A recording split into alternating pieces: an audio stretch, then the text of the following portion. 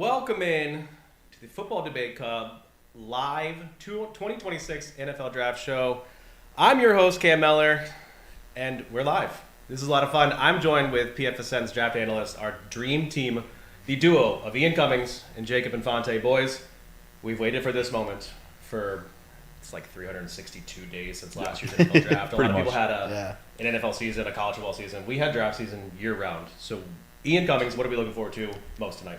Man, honestly, this class, like usually you can expect something to a certain point down the board, like 2, 3, 4. I feel like after Fernando Mendoza, even from there, the possibilities fan out, right? So the word that I've kept coming back to with this class is volatility. I feel like there's so many different outcomes on the table, and like Arvell Reese or David Bailey at number 2, right? And then with the Cardinals fanning out, do they trade back? The Titans, who do they take? So I honestly, this part of the cycle humbles me because you realize you can't predict what's going to happen. You just got to sit back and enjoy the show, but also analyze along the way. I love it. It's I feel like multiple episodes we've talked about how weird this draft class is. Jacob, you've said it multiple times. There's going to be positional value thrown out the closet here. It's not going to be a thing. So for you, a player, the antithesis of the draft, when does the debate start? After Mendoza, or is it after the Jets? Perhaps that's when it gets fun. I mean, I think it's after Mendoza, honestly. Like, I'm looking at that number 2 pick. I mean, it could be David Bailey. It could be Arvell Reese. I feel like they're smoke signals that have been going on the last couple of days and weeks specifically to where it's like, well, one day it's trending towards Bailey. One day it's trending towards Reese. And that in itself is going to be an interesting point of conversation. But, like we've been talking about, I'm really interested in seeing some of this unpredictability, like Ian said, come to life. With the all the trades and stuff like that, I think there's gonna be a lot of movement. Maybe not drastic, let's give up our future first round pick or something like that. But if there's an offensive lineman, especially, or maybe there's a defensive lineman that a team is really interested in, then I definitely think that there's a possibility that we start to see some movement, and that plays into the unpredictability where we've been doing mock drafts, watching these prospects, kind of diagnosing these, player to team fits and stuff like that. But again, all of it's going to go out the window in just a few minutes and over the next few hours. So it's going to be pretty sweet. It's very fun. I believe the commissioner is calling us in, reading us in. We have TJ Watt and Cam Hayward on the screen on stage, counting us down. The Steelers pick a little bit later. We'll have a lot of fun things we're going to do here in this. So I want to give a couple of different shout outs here and explain a little bit about what we're doing on the Football Debate Club live NFL Draft Show. So first off, we got a couple people behind the scenes we have to thank. Matthew Canada, our fearless CEO, is actually our clipping magic man over here. So you don't see him. You won't see him. Maybe you will when we go. I'm here, though. He's here. It's a velociraptor, pterodactyl, you name it. No one asked for that. No one asked for it, but there you go. You have the dinosaur call. But it's here. Yeah, Matt's cousin John is our runner, and we'll get to why he's our runner here. There he is. There you go. Guy from Connecticut, I believe, with the dog pound. Yeah. Animal sounds from the Kanata clan over there. So, and then we have the great and wonderful Tyler Sobchak behind the scenes here. This is not possible without Tyler and Tyler's effort that he's put in. So shout out to them. Also, shout out to the families back home that allow us to do this fun stuff here. Yeah. Everybody that made this happen. So, Football Debate Club, if you've not watched any episodes yet, shame on you. However, if you have watched episodes, you've seen we debate the hottest topics, the hottest football questions. So we're going to do that here. We're going to debate the picks. Jacob and Ian are going to have 30 seconds apiece. The winner wins the debate. What happens to the loser? Well, the loser has to suffer a consequence that's based on the geographical location or the traditions of the NFL team that is picked the pick. So I'm going to give you a little tease here. Buffalo Bills, they selected pick 26. Their tradition, if you've watched their fans at their tailgates, they slam themselves through a table. The loser of the Buffalo Bills debate will be slamming themselves through a table live on the show here. So we're going to go, John is going to be running a camera, and we're going to be slamming ourselves through a table. So we have a couple other different things here. A couple of beers open as well, maybe here left and right. So, it's all for fun. We're all going to have some fun. It was perfect. Yeah, sponsored by Rhine Guys Brewery. Thank you very much. No, but that's it. So consequences. I'm not going to give away everything. I've got a couple of things lined up over here. I've got some props as well. So we're going to have fun. We're going to be the same exact analysis, though, that you're going to get everywhere else or anywhere else. So we're going to grade each pick. We're going to give full analysis. We're going to talk about the team needs and the team fit. We're going to even go into schematics from the NFL teams. we'll give you everything, but we're going to give a little bit of a twist. And so these boys are going to be eating some fun stuff tonight. And by fun, I mean fun for you as the viewer, not fun for them as the eaters. So you've seen the table I've got lined up in the kitchen. What are you least looking forward to eating or trying out tonight, Ian? Oh, I mean, where do you start? If I have to pick one, I don't know, man. The mustard vinegar shot does not look fun. I was looking at the hue. Like, I don't know what the RGB is for that, but it's like a sickly, like off yellow. I'm not looking forward to that. I'm hoping, like that particular team, I'm gonna load out. So for that it's the Cleveland Browns, and I did an extensive research here. It's Bertram's mustard. It is not Stadium mustard. It's not Plotchman's. I don't like it's not anything regular else. mustard to begin with, and now you're making this twist. But like, listen, you have to, if you're going to do this, you have to do it right. So we did it right. We got Bertram's mustard for the Cleveland Browns. We have Super Punch for the Steelers. So I really hope that we did this right. I think we did. We did enough research, enough pre-prep for this episode. We have a couple of things that are a little bit nasty for Friday as well. So we'll have some fun here. So Jacob, for those that don't know, you're a vegetarian, and there's some meat-based products. So of those, is there something you're not looking forward to eating the most? Oh, Lord. Well, I've never had blood sausage before. I'm a little bit worried about that. I don't love the thought of eating blood, just in general. So, I mean, and yeah, so for those who are watching who didn't know, yeah, I don't eat meat, and everyone's going to be like, oh, such a soy boy coming in here. And it's like, yeah, I mean, I've heard it. I've heard it all. Just, throw it my way. I don't care. But I've found it's a really fun party trick to where, like, I'll have meat every once in a while, and everyone's going to be like, yo, no way, I can't believe he just ate meat. So I'm hoping that that's going to have that same effect here tonight. We got some we're not going easy. We're not going easy. It's not like, can you try this pepperoni pizza or something? Or, hey, can you have, like, a hot, a regular hot dog? It's like, nope. You're throwing me in with blood sausage and what's that one, like, really, really, like, stinky fish? Oh, we have lutefisk for the Minnesota Vikings. Oh, Christ. All right. Essentially a pickled fermented fish. So, yes, where we are currently is going to smell a little bit later. So we'll save the viewer from that, but we will not save the boys here. So the Las Vegas Raiders are on the clock. We'll get to the consequence for the Raiders. It's not all nasty foods. It's actually going to be some dramatic reenactments of that special items as well that are based on these NFL teams. So we have to talk about it, though. The Las Vegas Raiders, it's a foregone conclusion that Fernando Mendoza is the pick. So we'll get into what that means for the Raiders, though, as well. But Mendoza as a prospect, we've talked about him a lot. We've watched a lot of what Mendoza brings to the table. At Cal, a year prior, Cal transfers Indiana, record-breaking season, wins the national championship with Curt Cignetti at Indiana. But at Cal, did either of you think that this was possible in Fernando Mendoza's future? That, okay, hey, this guy in a middling Cal team is actually going to be a potential first overall pick? Yeah, I definitely thought it was possible. I won't go that far up because I don't think anyone could have imagined just the degree to which he expanded on his skill set this past year. Obviously, winning the Big Ten title, winning the national championship as well, and then producing to the level that he did. I did think there was upside there, though. Looking at the film at Cal, you saw a guy who had the prototypical frame, who had the big arm, who had arm elasticity as well, but then also the processing ability, right, to identify quick angle advantages and coverage voids, right? And then working off platform, there were some really impressive high velocity throws. There was one throw, I think against Florida State, where he's rolling out to the right. I'm sorry. All right, we get it. Hey, what you're gonna feed to us later tonight, I gotta hit back a little bit. Yeah. But there was a throw in that game where massive RPMs outside the numbers, the ability to drive the football, all of the talent was there, and then he put it together in the right situation with Curt Cignetti. Cignetti, Mendoza, is it the right situation out in Vegas for Mendoza to win some games this year? Yeah, I mean, I think looking at the Raiders specifically, and as you were going through, I've had it be informed to me that my bright orangish kind of salmon pants make it look like I'm not wearing any pants at all. So this is a rookie mistake on my part. So it is what it is. We're just going to go along with it. I'm wearing pants, guys. Like, I'm not, I'm not can just, confirm there is pants on.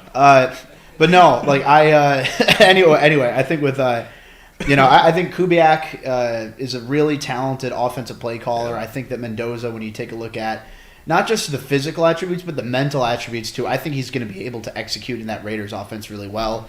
I mean, the pick is in right now. We know who it's going to be. Yeah. But I think that Kubiak and Mendoza, that in itself I think is a good fit, but once you factor in Brock Bowers, once you factor in Ashton Genty coming out of the backfield, and I mean, we'll see what they do on day 2. I anticipate they'll probably add another, early round offensive weapon in the second or third round, maybe. We'll see. But I think that even if that's not an instant ready contender by any means, I think the pieces are there in the long run for that to be a really good fit. How difficult is that division to win this year? Though?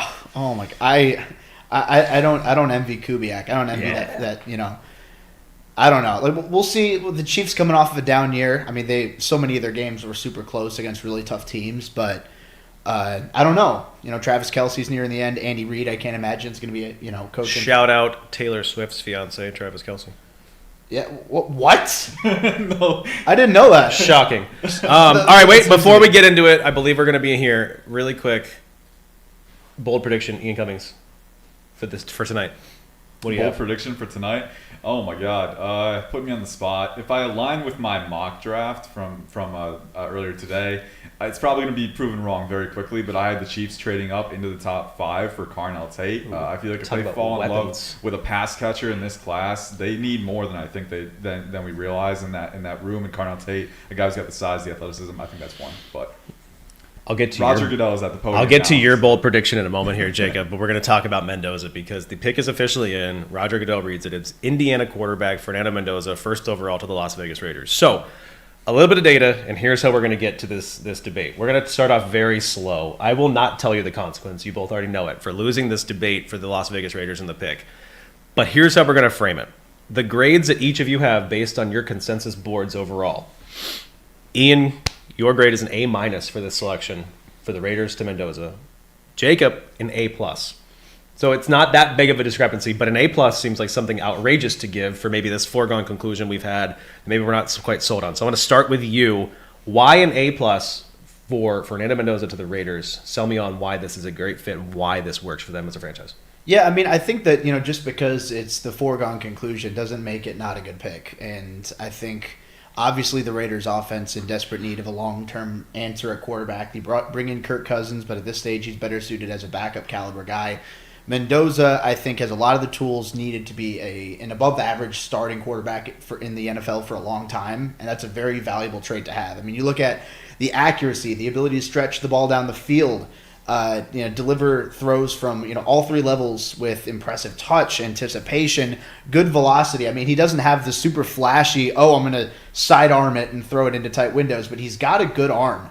And even if he's not a Lamar Jackson level athlete or anything like that, he can get the job done. He can extend the play, keep his eyes up, scanning the field, and finding the open man. So he's mentally, physically there. There's a lot to like with Fernando Mendoza here. All right, so a lot to like physically there. We just saw the stat card on the screen. So if you aren't watching, if this is your first time watching, these stat cards that are coming on the screen, hand-picked statistics for each of the draft prospects here that will be selected tonight by Jacob and Ian. So I want to talk about one very specific for Mendoza as we go to you, Ian. His clean EPA per dropback. It was in the upper 10% of this draft class of the entire nation's quarterbacks at the FBS level for all qualified quarterbacks. So the clean EPA per dropback means how well he performed when kept clean from pressure, which is a very translatable skill set. So why an A- for a guy that ranks so high among this college quarterback class? Yeah, it really comes down to my evaluation grade on film, and it really comes down to he wasn't my first overall player, right, in the class, right? I think there were more talented guys at other positions, right? Sonny Styles was my number 1 overall player. Caleb Downs was my number 2. Obviously, if the Raiders passed up a QB, right, when they had an opportunity to get one without having to trade up, you wouldn't be a fan of that either. But I do think Fernando Mendoza, right, he's a quarterback prospect worthy of the number 1 overall pick. I don't think he's in the same tier as a Drake May or a Caleb Williams, who's a bona fide number 1 overall pick caliber prospect, right? Obviously, the size, the prototypical frame, the arm talent, all those things are there. The processing is there. But I think when things go off script, right, the clean EPA per dropback is really strong. But when he's pressured, when he's forced off his spot, right, rolling off either to his dominant hand or against that, I do feel like there's a little bit of inconsistency. I don't think he's the most natural on boot action rollouts, right? And that's, a component that you don't need to have in certain schemes, but in Clint Kubiak's scheme, right, where he does incorporate some boot action rollouts, I do think it's a part of the picture. That said, I do think he's a good schematic fit either way, with the flood concepts, with the sail concepts, with the ability to point and shoot in the short range, but also plays to receiver leverage down the field. I think it's a good fit. I just don't think number 1 overall caliber. Number 1 overall caliber. Sonny Styles, Caleb Downs. We're here in Columbus, Ohio, so you're choosing 2 Buckeyes as your top players overall. Quite unique. So I do have our consequence. I have to decide a winner and a loser here. It's tough, but I think I don't like Mendoza as the number 1 overall prospect. I'm with you. Jacob Infante. If you don't know the Las Vegas Raiders, the pick is in for the Jets. So we either going to get to this or we're going to get to the Jets. The Las Vegas Raiders are the only franchise with an actual sanctioned poem. A poem. All right. So I need you to do a dramatic reading as your punishment for losing the Fernando Mendoza debate of the Autumn Wind, the Las Vegas Raiders poem. What camera? Where do The I? red one. Okay. He's into it. The autumn wind is a pirate, blustering in from sea. With a rollicking song, he sweeps along, swaggering boisterously. His face is weather-beaten. He wears a hooded sash, with a silver hat about his head and a bristling black mustache.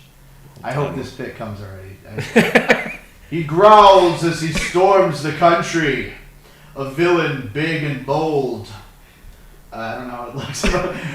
And the trees all shake and quiver and quake as he robs them of their gold. The autumn wind is a raider, pillaging just for fun. He'll knock you down, he'll knock you round and upside down, and laugh when he's conquered and won. End scene. Okay, I think The Autumn Wind is Fernando Mendoza is a Raider. And thank you very much, Jacob Infante, everyone. He'll be here all night.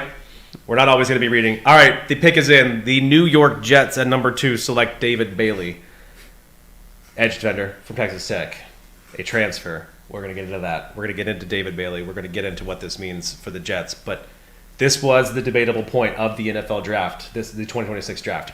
Where did the Jets go? Was it Arvell Reese? Was it David Bailey? All right, there's a large discrepancy on the board. So, Ian Cummings, you get to start this debate because your grade for David Bailey to the New York Jets is a C+ on your board. Jacob, just a B. So, pretty decent discrepancy there considering we had A+, A- for Mendoza. So, Ian, why C+ for David Bailey to the Jets at 2? Well, it's, the metrics are all solid. And the athleticism, the prototypical frame, right, being 6'4", 251, 34-inch arms, all of the tools are there. It really comes down to, again, the film grade, right? I'm a little bit lower. He's my 15th overall prospect. I'm willing to see the reasoning behind it. They need a win-now edge, a guy who can contribute right away. Arvell Reese isn't that at the edge spot. But I did have some concerns on Bailey's tape. The main one being the bend. I think you look at, the power profile, the explosiveness, the energized twitch. Me and Jacob were talking about it pre-show. Like, he's very quick and explosive, but the bend component to me is not there as much as I would like. I do think there are times when he's not able to roll his hips through the apex. And I do think, in the NFL, you need to have different components. Finesse rushes on top of power to build off. And then in the run defense, too. I think he has the framework to build that part of his game, but he does get moved off his spot sometimes, and this is the most consistent stacking and shedding and establishing half-man relationships. So still things to build up. The upside is there, but I need to see more. He's not establishing half-man relationships. Did you hear him? He's not a man of the people. He can't really step. No. So you just saw the grade. So the consensus between you two makes it a B- selection for the Jets. Yeah. You just saw on the screen, though, maybe had a hand in making our edge impact grade. He was our highest graded edge defender this past season at the collegiate level. Mm-hmm. Not necessarily fully translatable to the NFL, but Jacob, you're a little bit more sold on David Bailey as an NFL prospect, as a player for the Jets at a B grade. Why David Bailey here? Yeah, so I think of it as, like we talked earlier before the show, Aaron Glenn is in a win-now situation. I think you look at Arvell Reese, he isn't a full-time edge rusher. Ruben Bain has the off-field concerns. You're looking at a premier position here in David Bailey. And yeah, he's not my number 2 overall prospect in this class, but I think when you factor in the value of a high-level edge rusher, a guy who's so explosive, such a deep arsenal of moves, such a high pass-rushing IQ, he's someone who can get after the quarterback in a variety of different ways. I think that he's a pro-ready player, and that athleticism speaks to a high ceiling as well. It's tough because I look at it, and obviously I have to side with Jacob because the edge impact grade means it, but also David Bailey almost broke the system for us, and he had the quick pressure rate. So, Ian, you know you're about to eat something, so I got to explain what this is you're about to eat for the New York Jets here. So, New York, such a rich tradition, and we'll get into Sparrow as the best New York slice of pizza that there ever is and has been. Thank you, Michael Scott. There you go. We will get into that, but there is something, and there's a New York dirty water hot dog that's out there. Ooh. It's a gas station hot Just dog the with name- every condiment. just the name So, makes it Ian sound- Cummings, we're going to expand and expound on your bold predictions for this NFL draft. You talked about the Chiefs trading up to with Cardinal Tate, top 5 perhaps. Another bold prediction, but I need you to take at least 2 bites of the New York dirty water hot dog, which is a gas station hot dog with every condiment on top of it, while explaining what your bold prediction is for the NFL draft. Oh god! If you can see the colors on this thing, it is every. delightful. Let me see this. Let me see It looks delightful. Hang on, we got to get like a picture of this. This is what I missed out on. documentable. Mike in the way too. Yeah, we're getting it. This is not. Those of you who are watching who know me personally, you know I hate condiments in general. So this is like. This is what happens when you on my edge impact grades. Okay.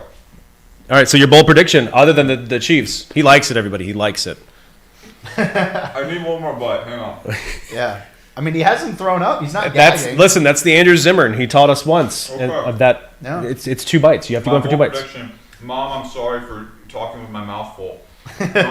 Mama Cummings, it's okay. My We bold gave him the prediction permission. Is Caden Proctor falls outside the top 25. Ooh. I like him as a talent. I think teams will be high on him. But the weight management issues, I think I'm so too. There it is. This is why we did this. I think the weight management issues might come back to bite him in a class that has Caleb Long, Blake Miller, other guys who are potentially worth that capital. So that's my bold prediction. Do I have to eat the whole thing? No, you're good. We got a lot of food to eat here. Guys, listen. I gotta keep room. We're not in the business of pick tipping here, but I want to get to the Arizona Cardinals because if you would, we've talked about the Cardinals as being a sort of a unique team in which what they're picking, what they're going to draft, what they need. They obviously lost Kyler Murray this offseason. They have questions probably everywhere on that roster, to be honest with you. Like there's not a position that they could go draft and you'd say, okay, why? But maybe there is. So not knowing that, not tipping anything here, not leaning into that at all. The Cardinals are sort of this unique selection. Is there a position that you want to see them target? If it's not at 3, if it's maybe even double dipping into a different position, or the same position but multiple picks, is there a position you think the Cardinals should attack heavily?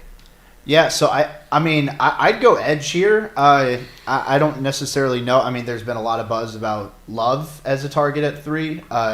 I like Arvell Reese for them a lot as a target, as an edge rusher alongside Josh Sweat. I think it's the premier position. Even though I do have Love higher overall on my board, and they need a running back. That offense is in desperate need of offensive playmakers. So I think you can't go wrong with either of the two. But I think what I'd do is I'd go Arvell Reese here, and then I'd try and trade into the back end of the first round pick to take Ty Simpson here if I'm Arizona. So we'll see what they do. I would trade down and get offensive line. That offensive line has been such a big issue for them. Right tackle and guard. The pick is in, so it looks like we did not trade down for the Arizona Cardinals. They did not trade down. With the delay here, with Roger Goodell announcing officially here, the Arizona Cardinals have made the first splash, the first surprise selection of the 2026 NFL Draft by drafting running back Jeremiah Love from Notre Dame at 3 overall. That's nuts. All right, this is a little nuts. This is a little crazy. Like Yeah. I didn't. So I thought what was going to be crazy about the Cardinals was what we have to eat coming up here.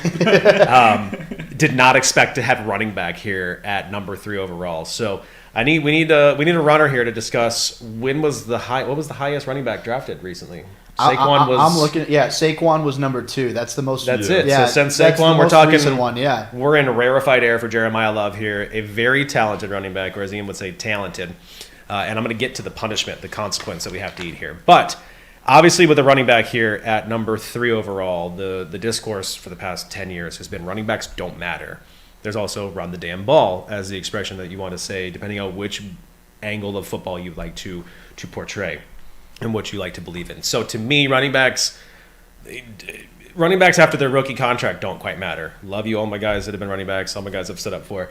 But after their rookie contract, they don't matter. So getting a running back sensation like this, the grades were going to differ, obviously. So Jacob an A, Ian a B minus. This is a big one. So Ian, I'm going to stick with you going first here while Jacob continues his research. Jeremiah Love at 3 overall. How is that way too rich for your blood? I mean, it's not way too rich. Look, he was my 7th overall prospect, but at the end of the day, the Cardinals have been building the wrong way under Monty Ossenfort his whole time through.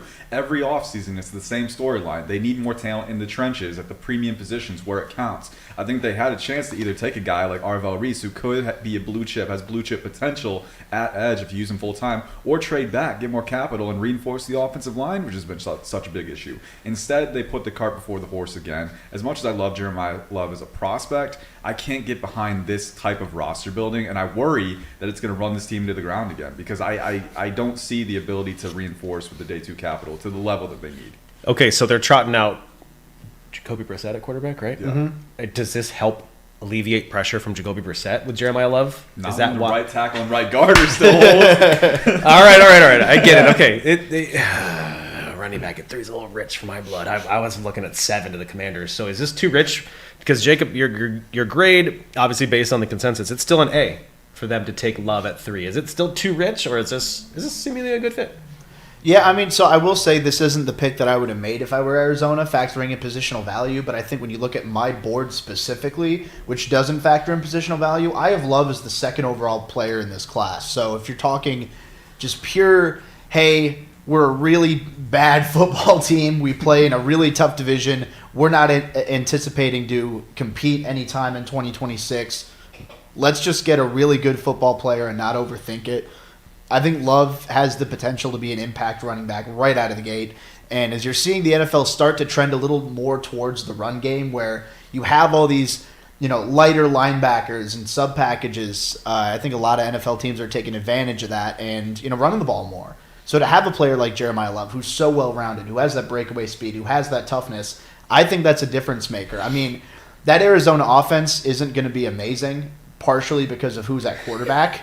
But I think Love is definitely an impact player for that offense and an upgrade at running back for sure. All right, listen, we're all losers here because they took a running back at 3 overall. So you know what we're all doing for the Arizona Cardinals here? Oh, brother. I have rattlesnake jerky for us. So this is Western Diamondback rattlesnake jerky as well. So Awesome. to all the conservationists out there, I would like to apologize that we're about to eat. If I can get this thing open, I might need some scissors here. This is what we're doing it live, I think, is the expression we're using. Yeah. But yeah, Western Diamondback. I got it. I think. Funny, actually. we did a test run yesterday. We should have done a test run. Should have done a test run on actually eating the jerky. Should have done it for opening So bags. I got it. Thank you, That would have been Matthew. good. So I'm also gonna give this to the backstage people. Ian Cummings, rattlesnake jerky. Okay. Here, I'm I'll getting pass up. Oh, so kind of you. I'll pass it down. Yeah, thanks. on the airplane when I'm handing out the peanuts. Yeah. Oh, that's a big piece. Yeah. All right. Oh. Okay. Rattlesnake All right. jerky. Rattlesnake Boys jerky. in the back. Wow. Rattlesnake jerky. Matthew Canada. Get over here. Get over here. Do we toast? Hands on the top. Bro, I don't even know what we're supposed to do. I don't know what we're supposed to do. Everybody's having some rattlesnake jerky. We're having Yeah. rattlesnake jerky. This Yeah. is Western Diamondback rattlesnake jerky. Enjoy yourselves, Here you boys. Cheers to a running back at 3 overall. Cheers. Hell yeah. Running backs matter. Don't let Apparently they anybody do. tell you different. And don't let anybody tell you different. Snake meat's delightful. That's good, dude. Huh? There's like a Oh, not bad. Kind of, it's got a little toughness to it, but it's got good flavor. Yeah. A little chewy. Yeah, definitely chewy. Hang on, should we get our Zimmerman on? I mentioned him now twice because I feel like we're eating a bit gamey. A little chewy. Yeah. No.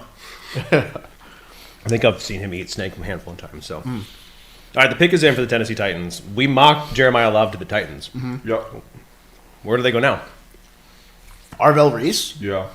I mean, I feel like that's got to be the pick. I don't see him falling outside of the top I 4. would Jerky say- was delightful. We'll see. Arvell Reese, maybe a wide receiver, but Reese was the highest rated player remaining on our consensus board. Tater Tyson. He was in consideration. I would go Tate.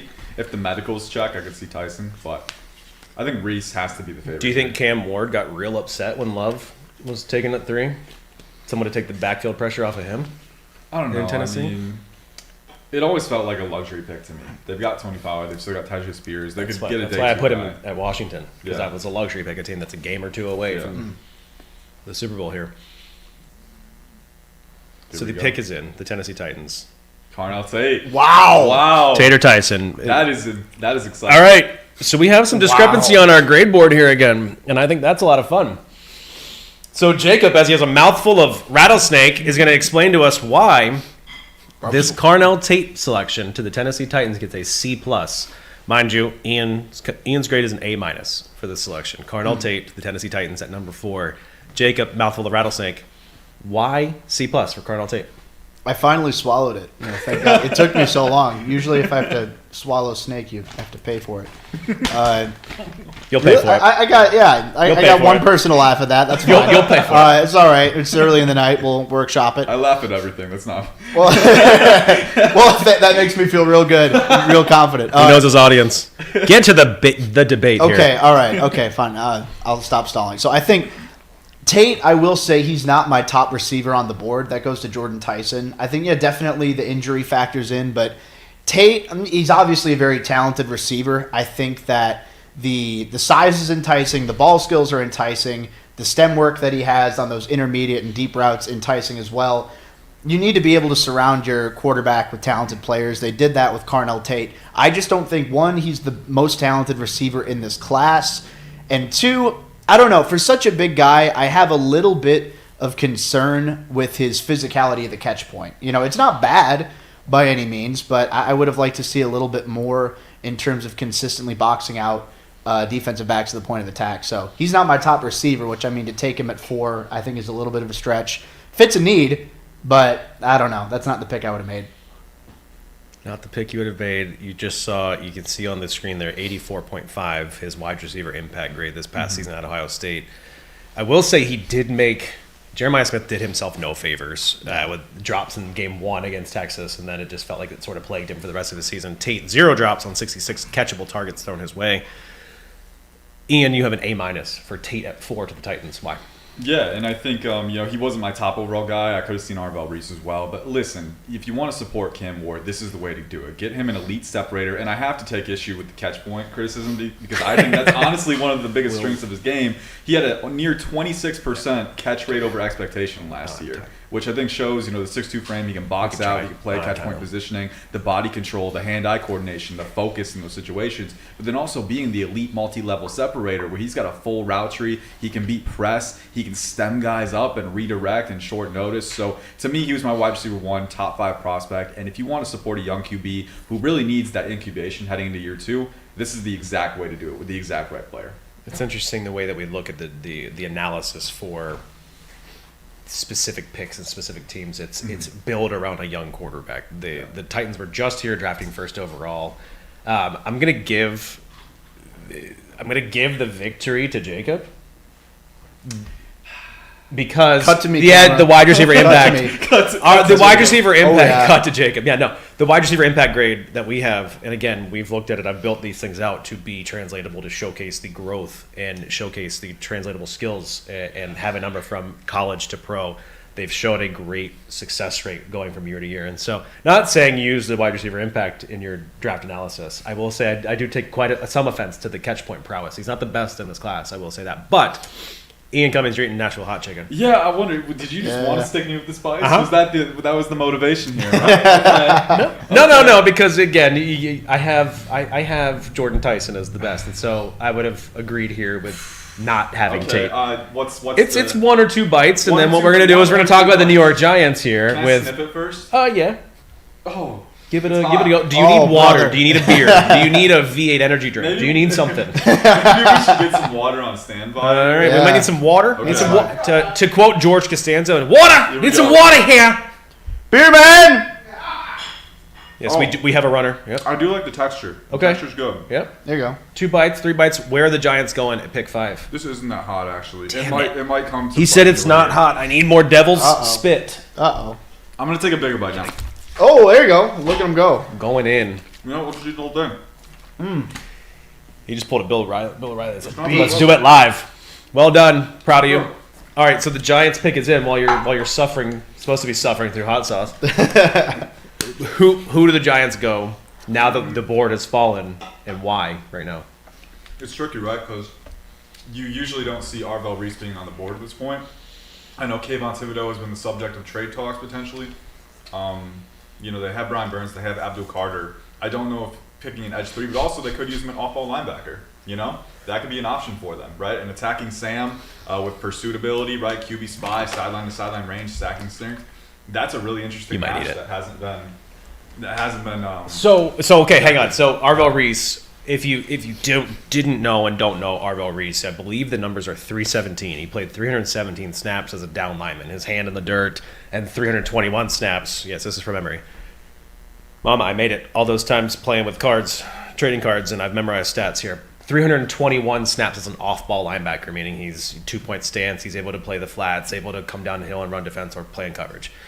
Does this answer the question, if he goes to a team like the Giants, that he's going to be an off-ball linebacker at least year one while Thibodeau's still in the fold with Carter, Burns? Does that answer that question, or do we still have questions for him? I feel like it would fit, and this is the thing, you can weaponize him situationally, right?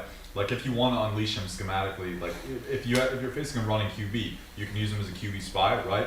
If you're facing a QB who's more sedentary in the pocket, that might be a cue to just let him pin his ears back a little bit, right? Use that burst event and power. I think there's ways to be creative about it, but I do agree, with this personnel fit, I think the way that he's going to see the field more often and make an impact is probably going to be as an off-ball linebacker with some edge reps sprinkled in. I think if you look at Ohio State's blueprint, that's probably the way to start. Oh, look at the KC's trading up to 6. There we go. We called it. It just showed up on TV. Oh, I called half of it. Yeah. So from 9 to 6. From 9 to 6. So it'd be interesting to see what they do give up, what the Chiefs have to give up. Does that mean 9 to 6? Your Cleveland Browns. I'm waiting to hear Tyler Sopchik. Is that happy Tyler back there that the Browns trade back from 6? Go figure. If you can't hear, Tyler says go figure. So that's Browns fan Tyler Sopchik back there. Shout out Art Todd, who said trade back. You said trade back in the late pick that they have, not pick 6 overall, however. So interesting to see what the Browns go at 9. If you're all right, fine. Let's stick with the Chiefs before we get the Giants' actual official selection here. Yeah. If you're the Chiefs, who are you trading up for at 6? I wonder if that means they know the Giants are taking Sonny Styles here and they're trading up for Arvell Reese to rush off the edge. I feel like I'm looking at the Chiefs. 2 defenders in particular stand out to me. It's Arvell Reese if he goes through at 5, and then Mansour Delane, the corner out of LSU. I feel like it's got to be one of the two. So we'll see what this pick is for the Giants. But to me, at least, I mean, Ruben Bain's got. Do you trade up for a guy who's got the off the field concerns? I don't know. But yeah, we have an interesting dilemma there with a couple of Miami players that have potential injury concerns, and Francis Mauanoa and Ruben Bain with small field arm length concerns as well, mind you. So I'm going to have to holler out our runner now, by the way. John, we're going to need the KC burnt ends here for pick 6. So we have KC and KC hot sauce, hot barbecue sauce from Kansas City. I'm hoping that'll be hotter than the but wings. we do have our New York Giants selection. I did tease the New York Giants pick here as well. So during our as we're reading the pick here, you're going to have to. I did get as close as I could possibly find here in the Brewery District of Columbus, Ohio, the closest thing to Sparrows, because that is an office shout out.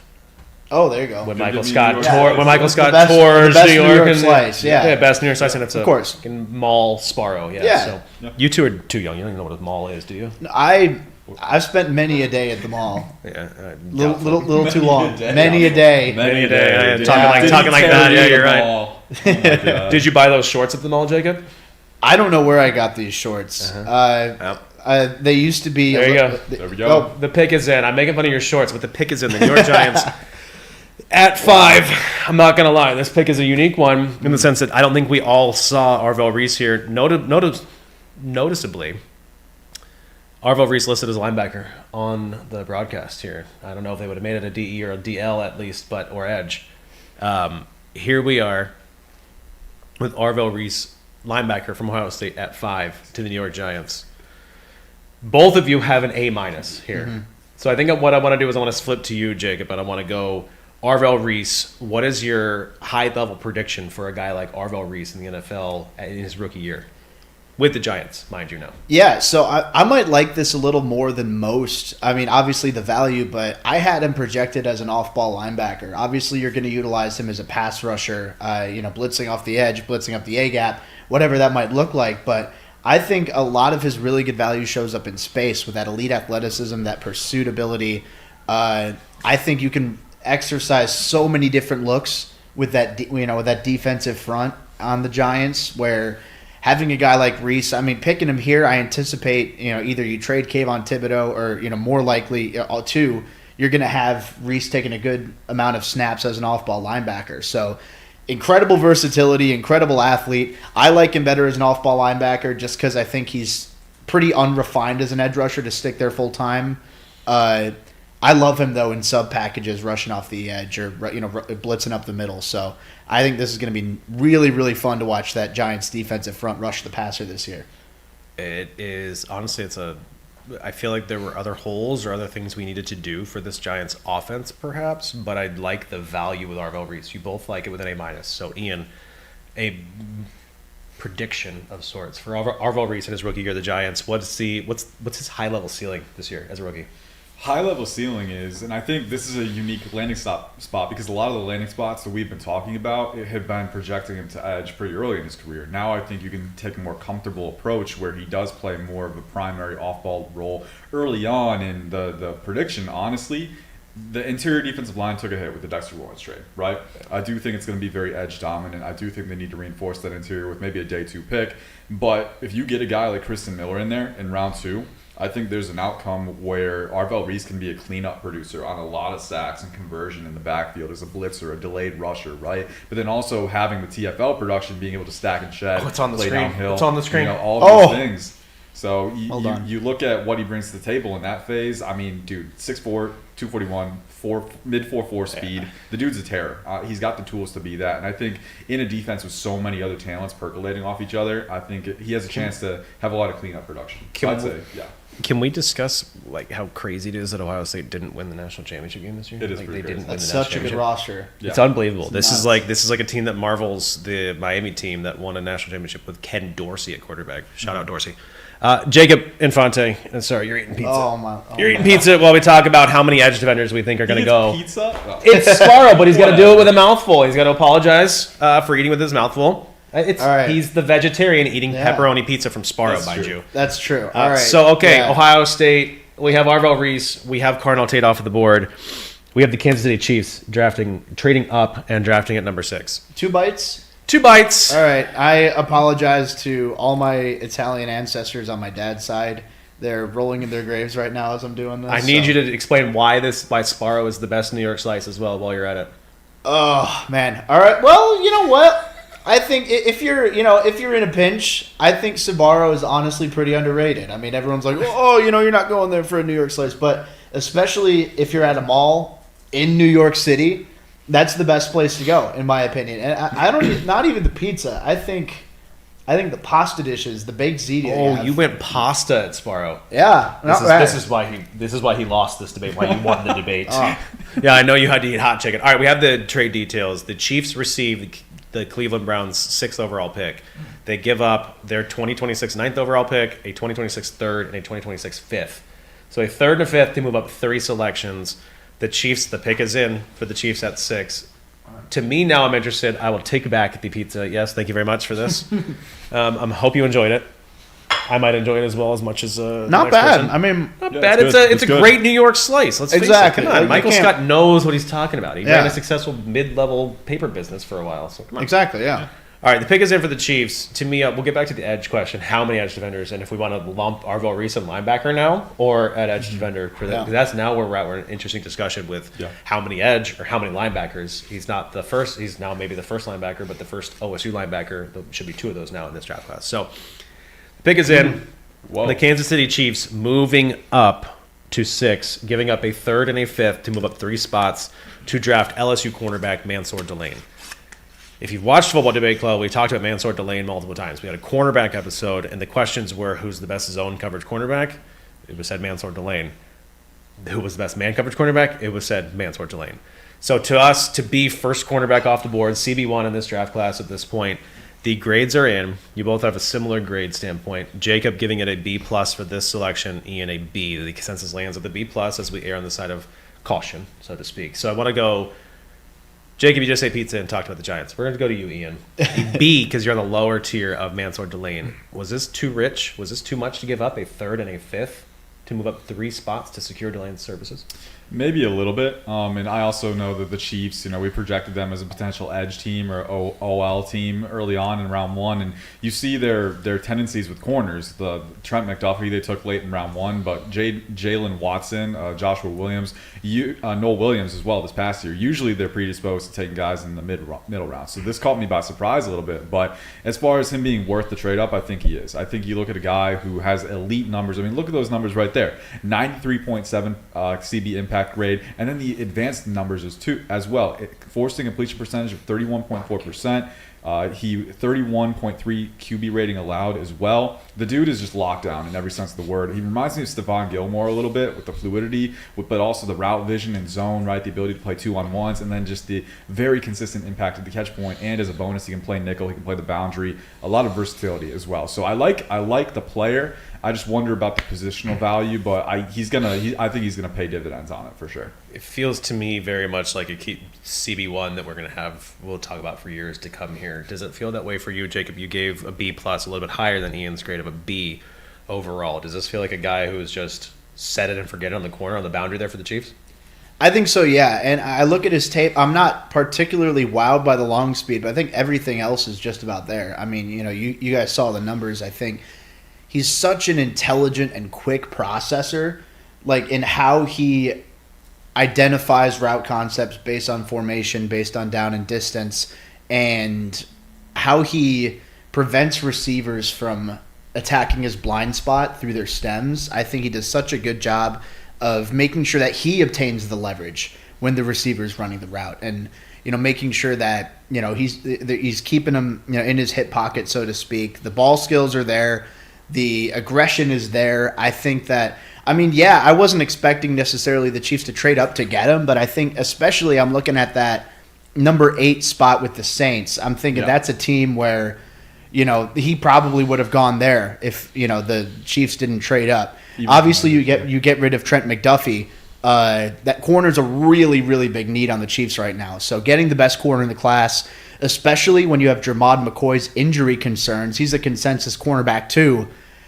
You don't know what that's going to look like in the long term, and there's a considerable drop from those two there, at least on my board. So I think secure the best cornerback. Don't think twice about it. You still have another first-round pick to work with as well. That's a great point, is that they still have the other first-round pick later in the draft, later tonight, for them to work on or maybe find out their needs. So I'm not going to lie. We're looking at here now. The Washington Commanders are on the clock. There's a top player on the board did we think that the Commanders would draft a Sonny Styles? Where do the Commanders go right now? We're looking at the pick is in, the pick's on the board, but the Commanders, we had them pegged anywhere from Jeremiah Love at running back to, I don't even know. They have a variety of needs. Where do they go here?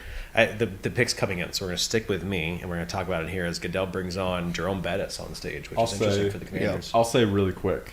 I feel like a lot of mock drafts and a lot of projections, we didn't really expect Sonny Styles to be here. Right? No, not at all. Some people thought he'd go to the Titans. The Giants were a big match at number 5 overall. I think Sonny Styles being here, he feels like a Dan Quinn player. Feels like a guy that they will fall head over heels for. It's almost like one of those no-brainer situations, and you have a guy like that who we talked about, and Ian pounded on the table in our linebacker draft show, Football Debate Club episode, that is a generational talent. You're getting a generational talent at 7 overall in the first round of the like what? I'm sorry. If you didn't watch Ohio State football this year, if you didn't know Sonny Styles, if you didn't watch Pick North football back a few years ago as well, this dude, Sonny Styles and his brother, balling at Pick North, then Ohio State, obviously going to do the same thing. But a generational talent, Ian, that you said. So the Washington Commanders here at 7, we're going to get to the pick. We're going to get to where we are, and then we're going to look at the next pick. But I will say we're going to accidentally skip over the KC Burnt Ends, sadly, as we're already to the Washington Commanders. So, Ian, I was going to give the debate here to Jacob, so you're going to be eating another spicy item, sadly. So you owe us one. You owe us one. The pick is in officially as well. There it is. So no pick tipping. Sonny Styles, Ohio State linebacker, 7 overall to the Washington Commanders. some great influence here, obviously. I don't think we saw him here at 7 overall. So I'm going to look at this. You both have it as an A. But, Ian, you have him as your first overall player on your big board. Jacob, 4th. We're splitting hairs at this point here. But at 7, incredible value. So, Jacob, I'll stick with you since you were 4th on Sonny Styles on your big board. Why 4th for Sonny Styles? Yeah, so I think that, obviously having him at number 4 isn't as much of a knock on him specifically as it is. I just really like some of the other guys like, Downs, Jeremiah Love, and, Fernando Mendoza being there as well. Styles, though, I think I'm really intrigued to see what he does in this Commanders defense because you have Frankie Louvu, a guy who can, rush off the edge, a guy who can, play as an off-ball linebacker. You signed Leo Chenal in free agency as well. But you can't pass up on Styles here, in my opinion. I thought it was going to be Styles or Downs. Either one of those Ohio State defenders, you can't go wrong. But Styles, his instincts have come such a long way. You watched him start as a safety. The processing was a little hit or miss, but now you can really see in coverage, he's just such a quick processor. The size, the length, the speed is unbelievable. You look at the passer rating, and he's such a reliable tackler. The size, the physicality, simply incredible, and the ability to rush the passer too. He has the size to, really create some threats for opposing offensive lines. So I love this. I think Sonny Styles is an impact 3-down linebacker at the next level. I'm surprised he fell to 7, honestly, and I didn't anticipate he'd end up in Washington, but I think his versatility, his value on passing downs, and the freakish athleticism and the physical tools he brings is second to none in this class. Jacob went real long on his 30-second timer there. I'm not going to lie. So, come on, man. Ian Cummings in 30 seconds or less. He used to cover the Washington Commanders back when they were not the Commanders, maybe even the football team, maybe even a name we won't say on the show. Yep. Did you ever think they'd get somebody like Sonny Styles at Ohio State East, we can call them now at this point? Yeah, hey, when you pick in 7th overall, there's always a chance. And when he's not a premium position, there's always a chance, right? But there's a reason Styles is my number 1 overall prospect. 6'5", 244, mid 4.4 speed, former safety, and he's the coverage feel as well. But I think we even underrate the ability in the box because of that, right? I think he's very good stacking and shedding, coming downhill. And as the stats showed, over 20% pressure rate in 2024, when he was unleashed more in that mode as well. And he's also an A-plus character guy off the field. I think that's another thing that makes you safe, feel secure in investing in this type of talent. And in the too high evolution in the modern NFL, right? You need to change the math in your favor when you're facing 5 offensive linemen with a lot of 4-down fronts. Having a guy like Sonny Styles who can play with physicality and size and explosion in the box, that changes the math for sure for the Commanders. Commanders with Sonny Styles as they interview him on stage. It is truly a Dan Quinn pick to me. That's amazing for them. So, Ian Cummings wins the debate here. I have Sonny Styles as one of the better players we've seen in a long time. Actually, if you want to go back, we could probably look at draft class. You don't ever want to take a linebacker in the first round, to me, in my opinion. They're run and chase linebackers. This is a guy who does everything. Not that you didn't love him, Jacob. But now, what I need you to do with the Saints coming up here, Okay. we're going to have a fun one. These are not food related. All right. You get to now. I'll put the ball in your court. I want you to give a prediction of Sonny Styles' stat line, but in the voice of your least favorite president. Oh, least favorite president. All right. I guess I have to say, I'm going to say William Henry Harrison. No, you said that was your favorite. I lied. I lied. It. You know what? I got you all. All right, fine. Wait, if he's your least favorite or favorite, how many days was William Henry Harrison president?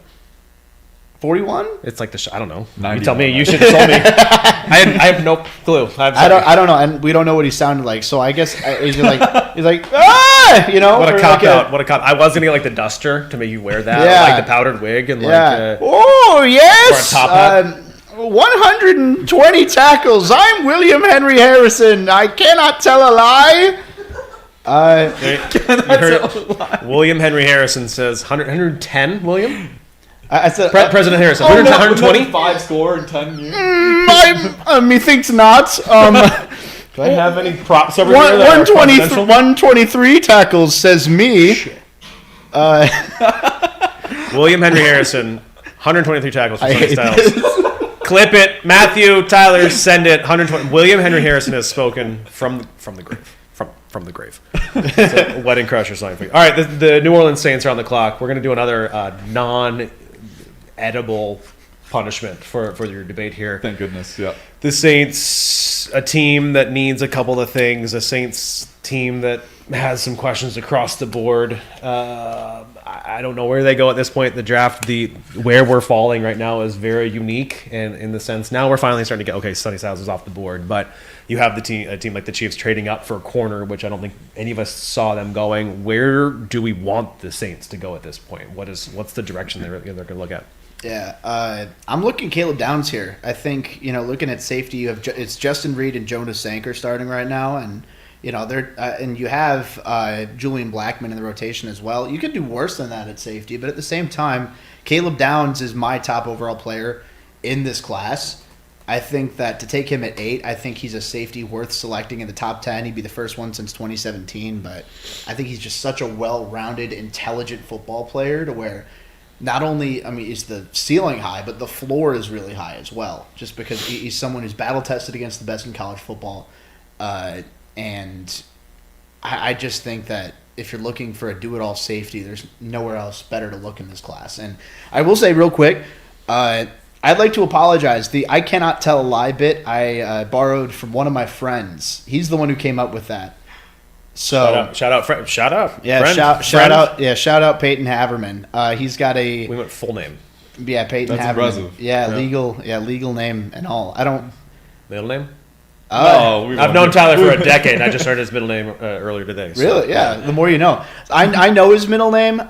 Maybe that's like a security was gonna say, answer on like his that credit is card his or password, something. probably, yeah. I don't want to expose that, but he's got a thing where he'll mention like random obscure people and be like, I don't know. I can't think of an example, but he pretends to be that person Falling that apart, says, and I cannot tell a lie. So I'm a big fan of that bit. You sold us on William Henry Harrison, so all the reenactments, I'm just going to throw to you anyways, whether you won the debate or not at this point, it feels like. Oh, Lord. All right, so we've got I'm good with that. the best available here. It feels like Caleb Downs is the best available for the New Orleans Saints at 8. That would give the Ohio State Buckeyes 4 in the top 8, which would have been, again, how this Buckeyes team did not win. Yeah.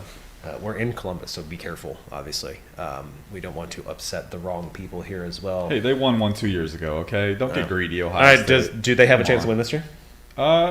Julian Saints coming back. The familiarity's there. The talent will be there. Not to this degree, though. So I'm gonna lean no. But I think We'll get into our predictions for the college football season, but he leans no already. But even though Julian Saints, Jeremiah Smith, and Arthur Smith calling plays. Yeah. We'll talk about a pro team here in Columbus, Ohio. Columbus Aviators, eat your heart out. It is the Ohio State Buckeyes is the professional team here, let's face it, with the way college football is going. So the pick is in for the New Orleans Saints. It's not a direction that I thought they were going to go, but it is a need that they're landing on here for the New Orleans Saints. It's a player that I love, so not to tip your hat or your hand here at where you need to go with your debate selection, but the New Orleans Saints selecting at 9th overall is Jordan Tyson, wide receiver from Arizona State. Interesting. We have injury concerns Yeah. with Jordan Tyson. I don't believe played a full season. He had Sam Leavitt with the tremendous season that Sam Leavitt has had. He torched a Mississippi State secondary, I believe, in that high-flying game that they had. Jordan Tyson, though, to me, the most elite separator of this class at the line of scrimmage and then in the deep third as well. So to me, let's look at this, though. I gotta put the data where the data is here, and you both have this as Jacob a B grade, Ian just a B minus. Do we see a run on wide receivers here at all, or is there just still the top trio? Even though we now have 2 wide receivers in the top 8. Ian, who's next, and when do you think the next one goes? Who's next? And for real quick on Jordan Tyson, I do like the pick. It's just the medicals. If you can stay healthy, I think that's a really good wide receiver too, alongside Chris Olave. Really good movement Z who can play outside and inside, 3-level threat. Who goes next? I think it's got to be Mekhi Lemon. He was a guy that I thought was going to be wide receiver 2 off the board. And he's got the infallible catch point profile. He's got the power slot profile that has been really successful in recent years, right? Shorter armed, but hyperactive quickness and effervescent motion, but then also the acute angle freedom at stems. Again, going to be a guy who, dices up defenses more in the short and intermediate ranges. But I look at the Browns who could potentially like him, but the Rams have been, I think, the floor for him. I don't see him getting past 13. We'll see. But I also don't know if he's the Browns type. Did the Saints snipe the Browns there? Potentially. At 9? Yeah. Yeah. Do you like Tyson with the Saints? Jacob? And I like it a lot. I think, especially coming off of this past year where Tyler Shuck performed so well as a second-round rookie, you need to be able to invest in him. Awesome. That's really cool. That's awesome. That's cool. If you're watching the broadcast, Tyson, the moment getting to him and overcome with emotion, crying in the hallway there. Yeah. Yeah. Boy, Man. you love to see that. Sorry. That's sweet. Wow. I hope that doesn't count against my 30 seconds. Not at all. We'll let this one slide on the kind of tears and mucus coming from Jordan Tyson as he's crying Yeah. going up the stage. So. That's so cool. But yeah, I think that, obviously you have Chris Olave, but it's such a barren wide receiver room outside of that. And I think even with the medicals, Jordan Tyson was my top receiver in this class. Yeah. Looking at the combination of his size and his catch radius, but also how effective of a route runner he is, how crisp he is coming in and out of his breaks, his speed, his footwork, his foot speed and his speed release, his ability to disguise route concepts, exploit leverage points through his stems. He's such a technically refined guy with good size. I just think he's assuming the medicals come out well, just a surefire good starter. And that offense, you bring in Travis Etienne or Achane, sorry. Achane. Have Chris Olave, have Jordan Tyson. Suddenly, it's looking a lot better for Tyler Shuck in that supporting cast. Look, my whole family's a Bucs fan. This is sort of terrifying for NFC South secondaries, but NFC South defenses that now have to contend against that. And if Shuck can take that next level step, there was always some NFL level throws that Tyler Shuck had thrown back all the way back to his Oregon days as well. So I tipped the hand. I like Tyson. I think I like him better than Tate. Jacob, you win this one. So I have something for you now. I'm excited, Ian. Oh boy. This is in my prop bag. Don't worry, my children tested all of them out. I need you to explain why Jordan Tyson is a better receiver for the New Orleans Saints than Mekhi Lemon is while humming the tune "When the Saints Go Marching In" on a kazoo. While humming it? Yep. So hum it and then explain, and then go back to the next verse. When the Saints go marching in. How does it go again? Kids these days. What? Oh, when the Saints go marching in. So you gotta figure it out. My children were able to figure it out like that. My wife figured it out. You have to hum.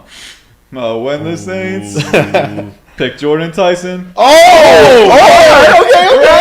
There we go. Yeah, that was good. All right, we're having fun now. Am I using it the right way? You have to hum. I think you have to actually hum. So hum. All right, hang on. We're gonna do it, Bro, what is going on? All right. I'm phoning I'm not singing it, but Middle school? It's been a while. Hey! There we go. just go. I don't Get out of fucking plastic so fast. You go out of the. Yeah, there you go. Yeah, there you go. There you go. We're on a draft show. We all have kazoos out. This is. Listen, I'm not giving away the idea here, but this is the Savannah Bananas of NFL draft shows. There you go. It's the exact same, only better analysis of the picks than all the other networks, but you have kazoos and when the Saints go marching in. Come on. This is not the only prop we have. This is the first from my prop bag, though, so you will get more. Now the world has learned that I can't play the kazoo. Yep. That's my mortal weakness. For all those that are asking for Ian Cummings to come on the radio, please don't ask him to play kazoo When I was in as middle well. school, we had a kazoo contest. Browns. You had a kazoo concert? Matthew, I have an extra kazoo. I would have failed, man. That's awesome. I would have been. I have an extra one, Matthew. Oh, here we Please go. all right, we have a shocking selection at number 9 here while I'm in my Yeah, prop look bag. at him. He's excited. He's very excited. I'm back to being your host. Spencer Fano is very, very happy. The Cleveland Browns trade back, get a 3rd and a 5th from the Kansas City Chiefs, and then at number 9 they select Utah tackle Spencer Fano. Not a pick we thought we'd see here, and not a pick that I think that our grades necessarily were too kind of because of I think the positional need, depending on where you look at it. Mm-hmm. They've sort of returned to the mean here with a B- for you, Ian, and a B+. Is this where you thought the Browns were going to go at 9 to trade back to get Fano? And Ian, B- here. Is there another tackle you would have drafted for them? And let me look at the depth chart here for the Cleveland Browns. You have DeJuan Jones, left tackle. Hang on. Oh. I'm getting it. Zion Johnson, left guard. Alshon Jenkins at center. Tevin Jenkins, right guard. Titus Howard, who they just traded for at right tackle. Yeah. Where does Spencer Fano fit in on this offensive line, Ian? Well, I think they got to play him at tackle, right? But you also could see him as a potential long-term center guy, behind Elkton Jenkins. But I think that don't rub it in now. Come on. But I think this is the reason this pick is interesting to me is I think it's not the type of tackle that we've been accustomed to seeing Andrew Berry go after, right? They tend to like the longer, more athletic guys. I thought Monroe Friedling was going to be a good option. CZ Maui Noah would have been my choice here, right? I think with Spencer Fano, you do have to worry about the anchor outside. It got a little bit better in 2025, but I think still has room to improve, get a little bit stronger. I think they slot him in a tackle, though. I think that has to be the spot. We're too fast here, so I'm gonna give you the loss for the Browns pick here. Oh, come because on, you didn't have to, man. because we're already Default. at 10. Oh, brother. We're already at 10. Oh, no, I'm and so the New sorry. York Giants at number 10 select Francis CZ. Mauigoa. Oh, CZ all right. Mauigoa I'm so sorry, Jake. at number 10 from the University of Miami. Which one's this? This is the Bertram's mustard shot for the Cleveland Browns. You didn't get your chance to do it. This is why I gave you the water in case you need something like this. This is Smart, Bertram's okay. mustard, not Plockman's, not the stadium mustard, not any other. All right. Trust me, this No. is Bertram's, the legit stuff. Can I wait to take this before I do my Giants thing so I can at least have a shot at winning? Shot at winning? I see what you just did I there. didn't even mean to do that. All right, so hang on. Yeah, I'm so smart, guys. This Francis is nuts. Mauigoa. I'm not gonna. So in our grading system here, Ian a C plus, Jacob a B. What I want to look at though specifically is that this is now the second time that a team. It doesn't quite make sense. We have Sonny Styles going to necessarily a position of need to the Commanders, but a player that's too good to pass up. We have Arvell Reese going to a player or to this New York Giants team as well, not necessarily a position of need, but they can use him because he's that good of a player. Is Francis Mauigoa that good of a player to not necessarily be deemed a need that they drafted? We have it at the same level as Arvell Reese was as well. So they're sort of going all over the board. Mauigoa and the Giants. Do you like this pick or no? Yeah, so Mauigoa was my top offensive tackle in this class, and I think a lot of it comes down to, like, for this pick for the Giants in particular. Like, I mean, you have Julian Ulameno that you paid money to, but it's not necessarily a long-term deal. He has the potential, Mauigoa, in fact, to stay at right tackle, but I like him a lot as a guard starting right away. I mean, okay. As of right now, it's John Runyon at left guard, and then a competition of Daniel Falele and Evan Neal at right guard. Now, I know that... Is that the biggest right guard duo ever? That's the biggest and maybe the worst. So no offense to those guys, but I think that's such a big need. He can start in the offensive line right away, whether it's at guard, whether it's at tackle. I think he's an impact offensive lineman in the short term and the long term. All right. Impacts. It looks like, so take this with a grain of salt, but the depth charts online already have Mauigoa sliding into right guard over those two, which is quite interesting to me. Mauigoa, his future with the Giants. Guard, tackle, where do you like him best and why? Short-term guard, long-term tackle. Listen, the reason that, the grade is probably lower is because he's indexed as a tackle. But again, I liked his ability to slot inside to guard, in the short term. They have El Luminor, who they trust. He's a veteran. He's been there for a little bit now. They're going to slot him in and keep him at right tackle. But I think CZ Mauigoa, he has a strong anchor. He has the stifling grip strength. He's got the size of 6'6", 330 with over 33-inch arms. Really good profile to come inside and just dominate in a phone booth and then eventually slide out to tackle after they move on from El Luminor. So I love the pick. I think it gives you the positional versatility on the front that you need, and it beefs up the offensive line when you really enter a pivotal year for Jackson Dart, really needing to solidify that. So they are supporting him any way they can, and I'm in favor of it for sure. Did you just shout out the great Colin Farrell, Kiefer Sutherland movie Phone Booth? I wasn't trying to. It was inadvertent, but that's Just just Phone Booth probably came out the year you were born, probably. So what year was it? I had probably like 01, I don't know. I was 3. Ish. I was 3. We're good. Yeah. Phone Booth is a great movie. Criminally underrated. All right. There's a trade alert. There is the Dallas Cowboys. I got to take this. Wait. Yeah. Jacob Infante taking his Bertram's mustard shot for losing the Cleveland Browns debate. Gotcha. Good luck. Oh, does it come out? Nope. I can't do it. It's really Can't do it. thick. Enjoy your mustard. There it is. There it goes. Zoom in. He's going. He's back. a vegetarian. He's going back for seconds. Mustard seeds is nothing to this guy. Oh, the humanity. I got to use my tongue to get the end of it. Oh, so many Michael Scott lines we could be using here. All right. Well done. All right. I'm proud of you. Thank you very much for being a trooper. It tastes good. That's what matters. That's why it's just really weird to take a shot of mustard. Well, it's very viscous. It's very thick. resistant to flow. All right. What's the geology? All right. term. Here we go. Ready? What's the lowest viscosity that you usually in a liquid that you usually carry? Shoot. I mean, Restaurant servers know this. Coffee. Coffee. Yeah, Really? it lowers the viscosity of the water that mainly is. So you're carrying coffee on a tray, that shit's going everywhere. Yeah. Talking like you take one wrong balance and yes, I once served. Oh, lowest. Lowest viscosity. I was not thinking highest viscosity. No, I mean that's for some like reason. peppercorn jelly. That's Yeah. your highest viscosity. Yeah. Peppercorn Not jelly, just okay. football analysts here. Ian Cummings, Jacob Infante. We're talking about viscosity levels.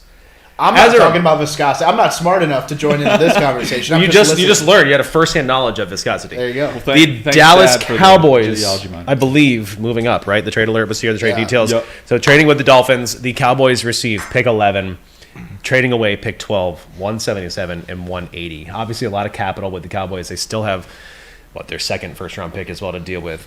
Little known fact, and I'll give us since their wheel of consequence has now spun faster for us here, one pick. They jumped the Dolphins, though, which is unique to me, interesting to see where they go in that sense. I'll get your thoughts on who they do draft in a moment. But in Dallas, the first documented in history frozen margarita was in Dallas, a Dallas bar. So, yeah, you're going to be chugging a frozen margarita, boys. Ooh. The loser of said debate. Yeah. There you go. There we go. So Getting turned. I've had more beer than Ian, so I'm a little worried about this one. just don't lose the debate, Jacob. Uh-oh. I mean, he lost the last one by default. I feel bad. Yeah. So you're saying you want to lose by default? Ian? No. Are you no, throwing That's not it? what I'm saying. No, I kind of want to no. go back for some more of this mustard, though. Like, All right, he's it going back for the mustard. All right, we've now fallen off the rails. This is didn't see you day like it. 3, it feels like. No, day 3. Yeah. Come back for day 2.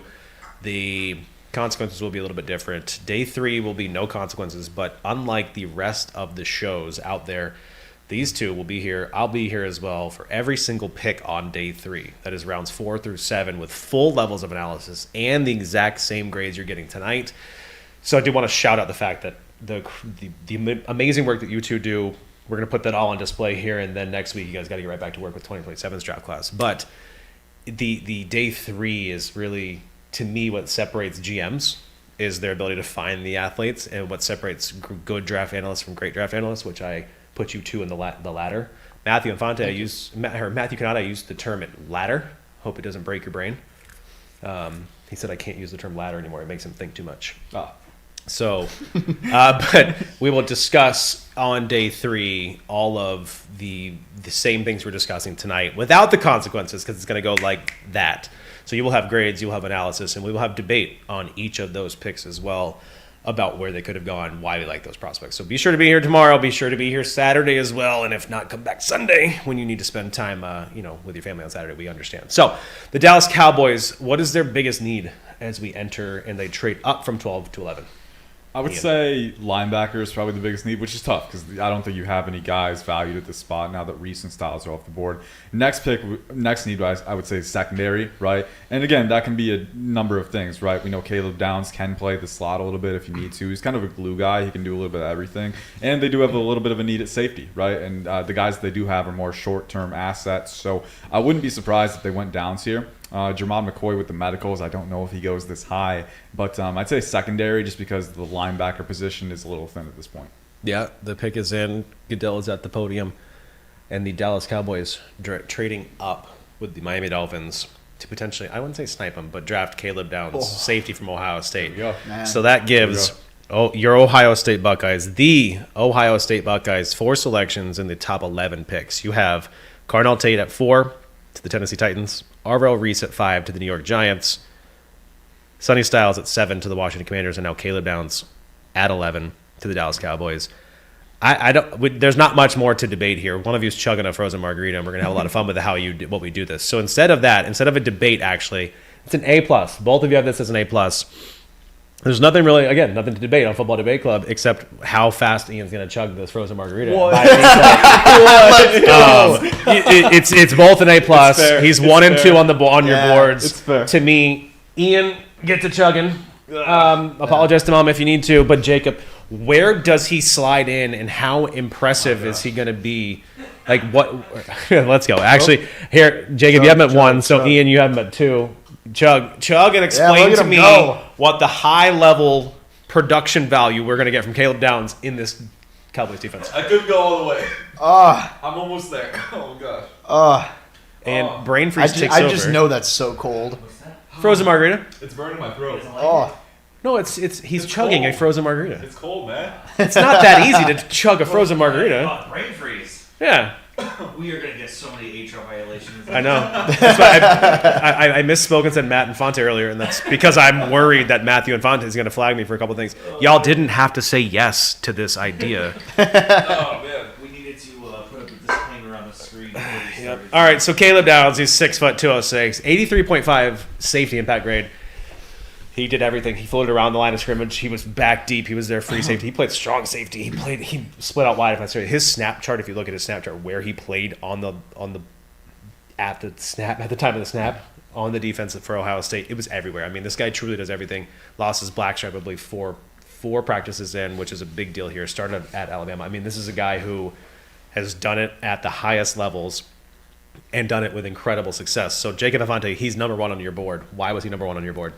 Yeah, I mean, to me, excluding value, the reason he's number one is just because I think he's the best pure football player. I think you factor in the physical ability. He's got good size. He's got really good closing speed. He's got fluid hips. He can change direction really well. I love the versatility, too, his ability to, cover underneath, in a single high in that underneath kind of robber shell, the ability to be the center fielder type, the ability to play in too high in the slot in the box, and to have just such quick processing everywhere, and to have the good enough physical tools, but elite motor, elite instincts. I think he's someone who's just going to be a disruptor in the NFL. Even if it's not, all right, this guy's getting 5-6 interceptions every single year, I think he's going to be able to close in on a lot of routes at the next level. He's really intelligent and quick in terms of how he picks up on certain route concepts and knows his assignment and knows when to be able to jump on a route. So I love this pick for the Cowboys. I think it's worth throwing in 2 late-round picks like that. Yeah. I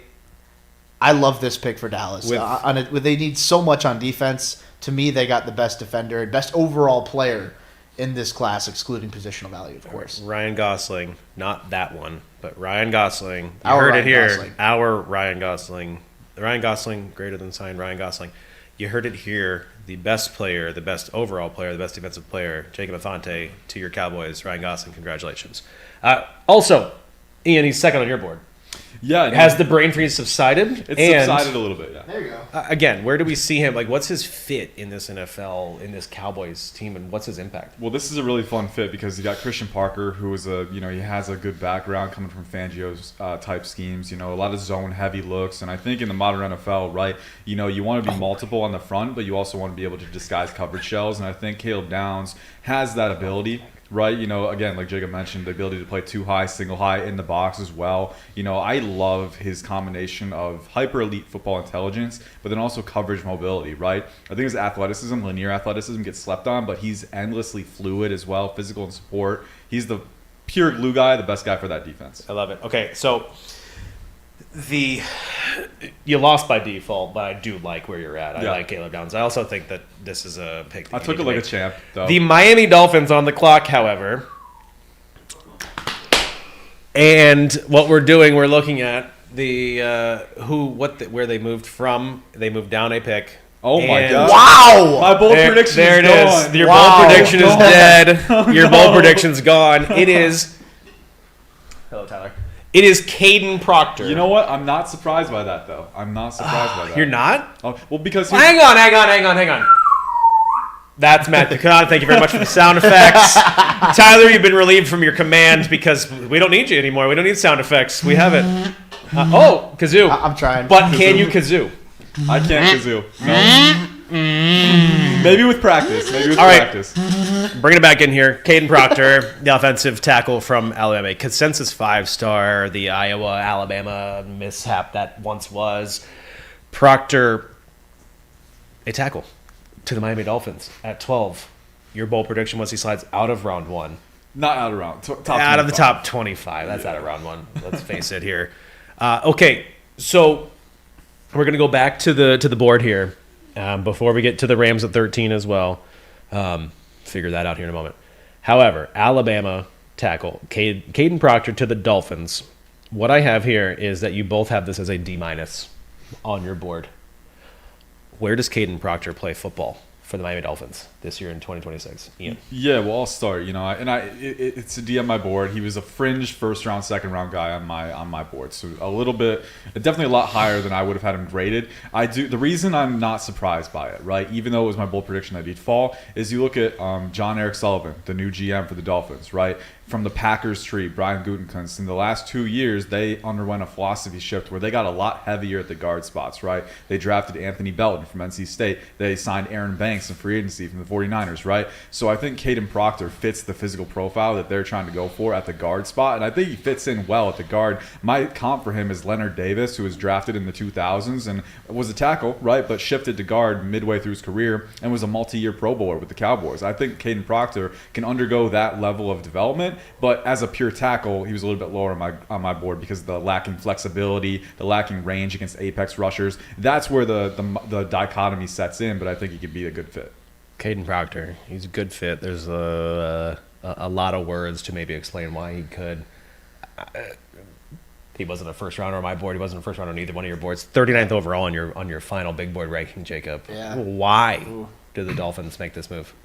So I think a lot of it comes down to upside, and you look at the offensive tackles, especially the ones that were available. I think there's a really high ceiling with Proctor, and the highs are really high. But again, like Ian mentioned, you see on tape, he doesn't change direction very well, and I think that's something that's going to be exploited at the next level. Another thing, too, is he's a little bit late with his hands, where he's such a physical, strong guy, but if he doesn't get his hands on the inside of a defender's chest, it's going to be a lot easier for them to shed those blocks. As a technician, there's a lot to still improve.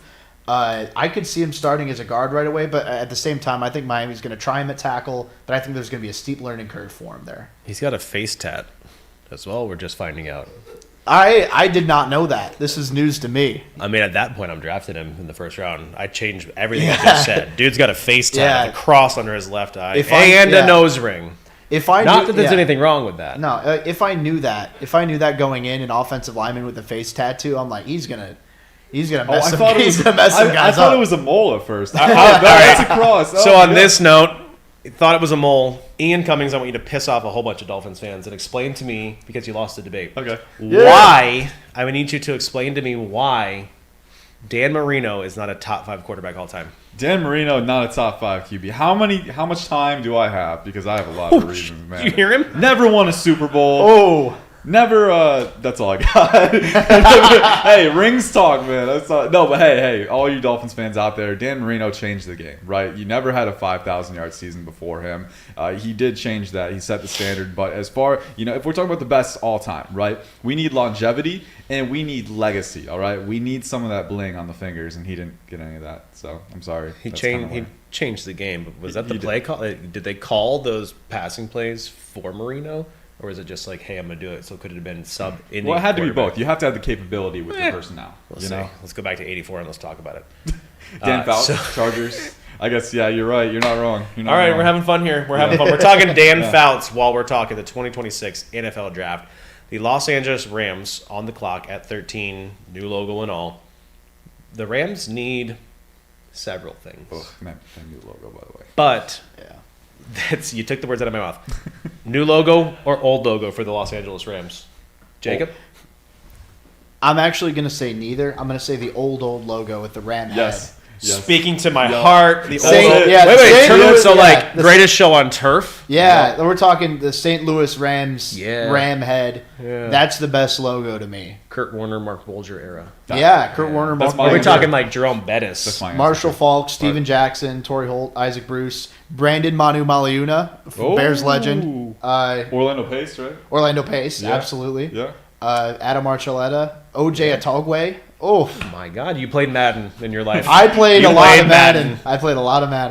All right, when you did a franchise, how old did you trade away the players? Like, what was the threshold? Did you ever sign people that were like 33, 34? As backups, I did. I signed them as like rotational guys, but I don't think I usually sign guys. People north of 30. Sorry. Yeah, it's over for you. You're not making it to the NFL. I'm sorry, guys. But yeah, I'd usually. What I'd do is I'd cheat, rather. So I'd sign guys and then immediately trade them for draft picks. And then I would do that too. Yep. Yeah, Yep. and then I take all those draft picks and build just the deepest roster you could possibly think of, and then I repeat the cycle again the next year, and then anybody I lose in free agency, I can just draft 1,000 guys. So, was it cheap? Absolutely. But Does the New it's Age Madden allow this to happen still, or have they fixed that? I don't know. I mean, like I still make some trades every once in a while. I don't spam it as much as I used to. Because the best part of Madden is the franchise mode. The best part of absolutely. NCAA, it's not EA Sports College Football. It is, but sure. Yeah. The best part of NCAA is now the portal Yeah. and Absolutely. the recruiting. And the recruiting, yeah. And there's really no way to rig that new system in the new game. It's Yeah. incredible. The one thing Shout out both my brothers, by the way. There you go. And our 4 online dynasties. I promise after the show. Maybe Sunday, maybe Monday. I'll catch up on my games. I promise, boys. No promises, actually, but I'll try.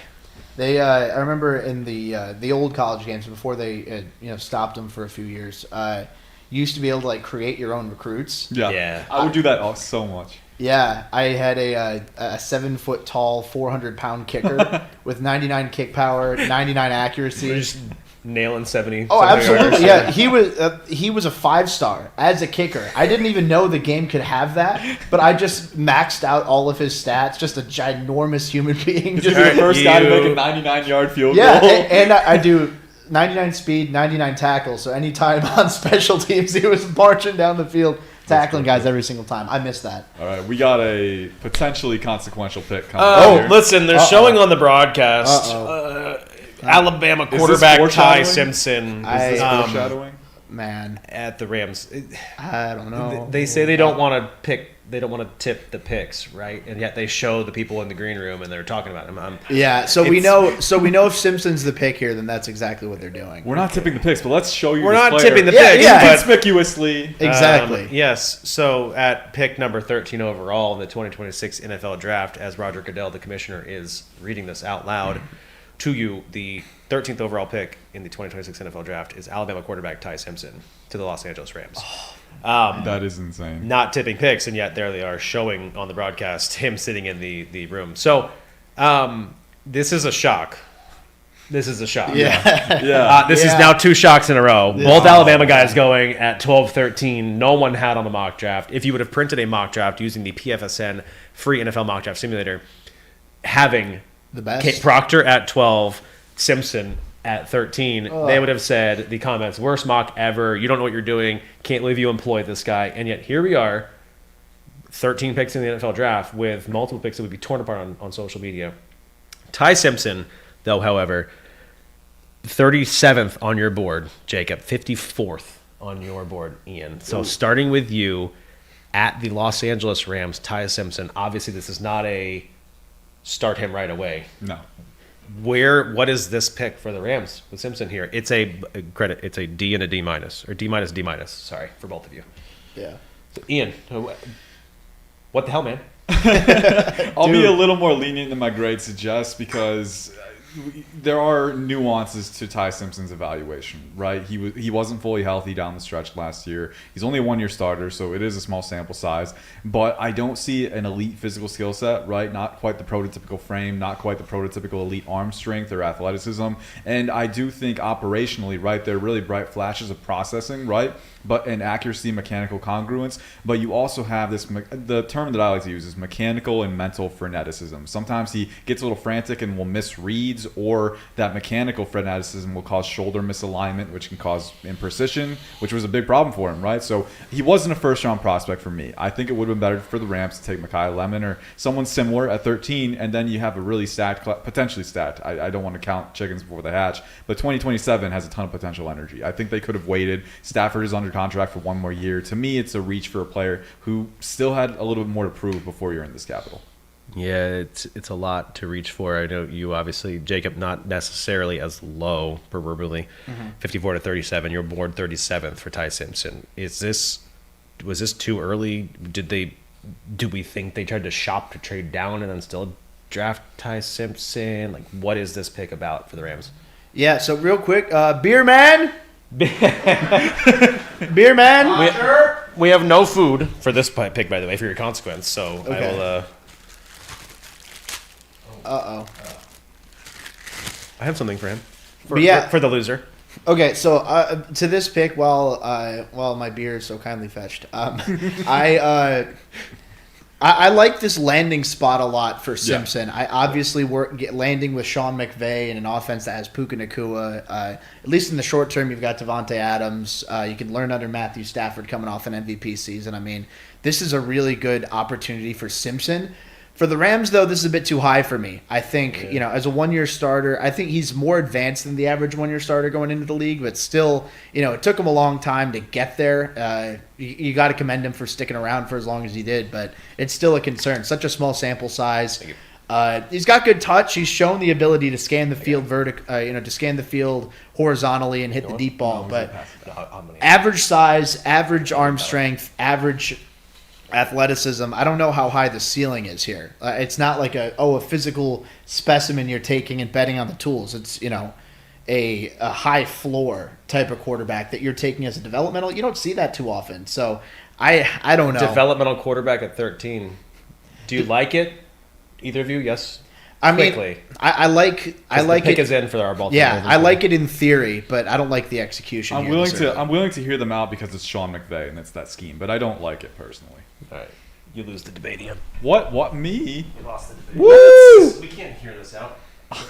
Jacob, you win. You Oh. get a beer, you get an Oscar. Oh, I need you now to act as if you are Ty Simpson, accepting your Oscar and thanking who you would have rather drafted for the Rams at 13. This is your Oscars acceptance speech. an Oscar and a beer is at my birthday. First of all, I'd like to thank Monroe Freeling, an extremely talented offensive tackle who would have been able to start right away. Unlike me. I would also so kindly like to thank Mekhi Lemon, an extremely talented separator, wide receiver, who would have been a tremendous long-term option alongside Puka Nacua. And I'd like to thank Jalen Milroe for tricking Alabama into thinking he was good because he had a big arm and was athletic, so that I didn't have to get hit very often.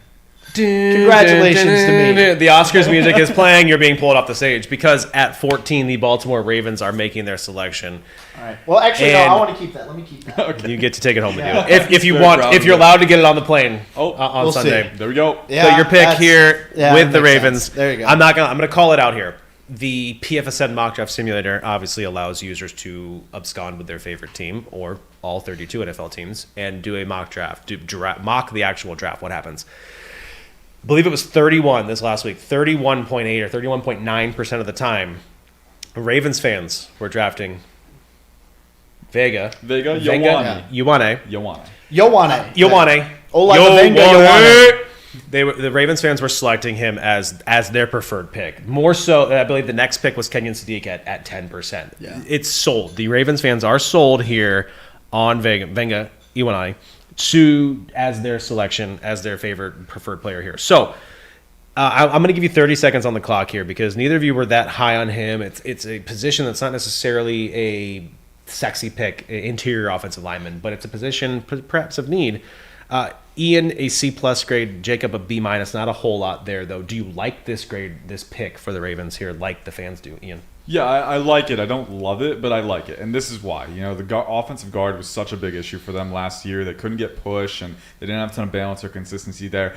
Vega Ioane was not the top option for me at this spot. But what does he get you? Consistency. 6'4", 320, really well built, heavy-handed, good square power and pass protection, but then also in the run game, he's powerful, he's physical, he finishes to the whistle. My comp for him is Josh Sitton. I think he's going to be a really dependable starter for a long time. Again, wasn't my top overall player at the board here, but it attacks the need with a dependable guy, and that's enough. And you're seeing on the board here, dependable, 0 sacks allowed, 2024 to 2025. The Penn State offense didn't necessarily allow for a lot of sacks, but Dreller wasn't quite the best at doing that. So, Jacob Infante, do you like this pick, even though it's not as sexy for the Ravens? Real quick.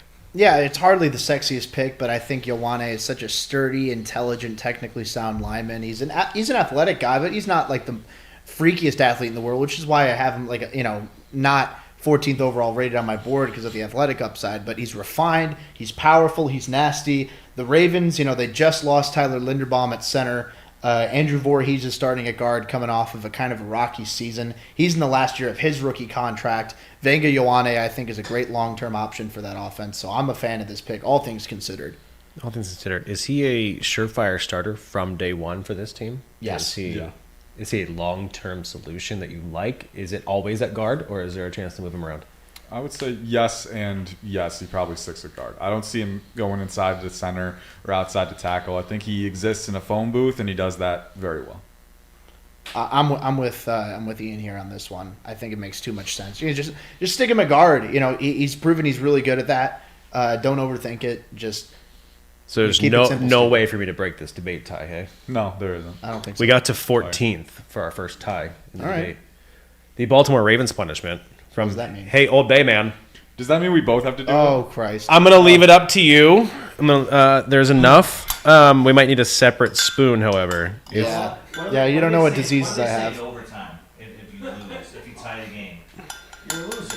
So yeah, both of you. Both of you have to do it. So I need another spoon. I need another spoon here. Another spoon. CEO decision over here. So if you've been to the DMV, if you've We been need to another Baltimore, spoon. you know how crazy they are for their crabs, and you know how crazy they are for their seasoning on their crabs. Food, right? Yeah, food. Don't drink your mustard. You're fine. No, Thank you for I my got spoon. I got a spoon now. He I got a- wanted No, to- for his he wanted to mustard. drink the mustard. I'm going to need you both here to have a spoonful All right. of Old Bay seasoning. Okay. All right, then. And then I'm going to need you to both explain to me where the Tampa Bay Buccaneers are going with pick 15 overall. Well, we're chewing. Oh, yeah, I chew. I don't know if you're going to be able to chew a this. good- is this a good spoonful? Oh, mother of Is God. this- Sure. Okay. Have fun. Oh God. Oh God. Oh God. All right. I'm not looking forward to this. How big of a spoonful do I have to get? A spoonful. He went bigger. Jeez. Okay. You got some water? He's got water. He's got water. He's crying. Jacob enjoys it. Jacob was initiated with the mustard, though. You know what? I'm keeping the spoon. Oh, I'm eating the mustard. I don't care. All right. Well, there we go. Neither of them are able to describe what the Tampa Bay Buccaneers need or want to go to at the 15 here. Buccaneers. I totally The pick forgot is about in. that. They will take a spoonful of Old Bay seasoning, and their draft is over. If you ever go to Tampa, go to Frenchie's. I'd go Sadiq for the Buccaneers. By the way, Gripper. I'd go Sadiq or Bain here personally. But Oh yeah. So here we'll get into it. We'll get into what our best available here. I was gonna wait till the halfway through to That talk about was- best available because it just seems so silly. Oh, my Lord. We're officially initiated. We have somebody spit up. Ian did. I was shopping yesterday for all these things, and he texted me saying, "Get a trash bag." I knew he'd be the first to have something come up. So here we are. All right. So we're looking at here the best available. Real quick. Ian's getting up. I don't want to sit on it. There we go. That is. We're good now. Oh, that was Jacob's bad. downing the mustard from the Browns pick at 9. We are 6 picks later, and Jacob is still down it. What a team player over here. almost done. Almost He's done. enjoying it. That's what you get when you get a kid from Illinois, I guess. Wait, what was I thinking? Giving mustard to a guy from a city who's known for hot dogs. There it is. All right. You're welcome. Halfway through, and we got our first wrestler pose. All right. Brought to you by Miller Lite, the second half of the first round of the 2026 NFL Draft. There you go. The pick is in for the Tampa Bay Buccaneers. Raymond James Stadium. Thank you very much. They need a few things here. The Bucs do, and if you watched the Bucs last year, maybe not necessarily where you would think they need to go is where they're landing here. So I'll tip the pick. It's live now. Ruben Bain Jr. from the University of Miami, edge defender, is landing with the Tampa Bay Buccaneers at pick 15 overall. I'll look at this here. Bain is much higher on your draft boards, both of you. Yeah. A little bit differently here. Infante, Jacob, you have him at 6th overall. Ian, you have him at 9th overall. But I want to look at this. Our top need for them when we set up our needs for the Bucs was edge. Here they are at 15, getting a player ranked in the top 10 on both your boards on the consensus board in the top 10. It's an A+ grade overall for the Bucs. Ruben Bain, why did he fall to 14? Ian, 15. You know, It's hard to say, right? We know that the arm length teams have strict thresholds on that. The off the field incident, right? We know that could have had an effect, but all reports said that it was mostly settled. I'm willing to think it's just how the board fell, right? Caden Proctor went earlier than expected. Ty Simpson went earlier than expected. And I think those picks helped in pushing Bain down to a really good landing spot. The Tampa Bay Buccaneers have a massive need at the edge spot. And even though Todd Bowles is more predisposed to taking guys who can rush from wider alignments, right, smaller, more explosive finesse guys, Bain is an impact player. You know, he's a guy who has a two-phase profile right away as an impact starter. I like the pick. Jacob, Bain was a guy who dominated when you watched Miami. Oh, yeah. It felt like we were nitpicking with his bend and the way he looked and his arms. Mm-hmm. Does the arm length scare you, or why do you love this pick? Either one. I think he's done a really good job of overcoming that with just how refined his skill set is, how well he times his strikes, how quick his hand movements are, his ability to stack and shed blocks in the run game and also keep offensive tackles away from his chest as a pass rusher. The power is there. The short area quickness is there. I love this pick for Tampa Bay, assuming the off-field stuff checks out. I think there's a really, really high floor with Bain on that defense. You're talking Vita Vea, Kalijah Cansey, and now Ruben Bain you're bringing in the mix too. That's really intriguing for a Bucs team that needs to bounce back here. We grew up Bucs fans. We are Bucs fans. The entire Mellor family is at this point. I love the pick. I love that you're higher than Ian is on the consensus on Bain. Ian, you're wearing a pirate hat now as the loser of the debate, right. And you're going to wear an eye patch as well. Oh, I will wear the pirate hat with you, however. Oh, right. I don't know which way. We talked about earlier which way to wear these hats, whether it's I feel kind of left out now. Yeah, forward. You're Here, bro. depriving Jacob of this, and Hang on, I got an eye patch for you then. Sea of Thieves over there. I need you to explain. I need you to, as in your best pirate voice, Ian, tell us what a realistic stat line is for Ruben Bain this year. Well, he's a scurvy dog. I'd say about 12 sacks and 17 tackles. No, not that much. No. Pirate me was a little. Hang on. We're falling off the rails here. It was the Old Bay. I forgot about the microphone. It's the Old Bay messing with my brain. He's a scurvy dog, though. I'm going to go with 12 sacks.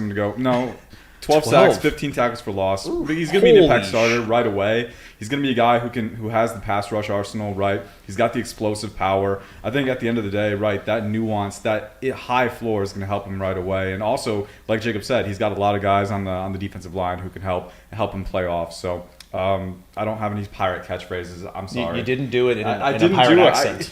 You did scurvy dog. Speaking of the on microphone.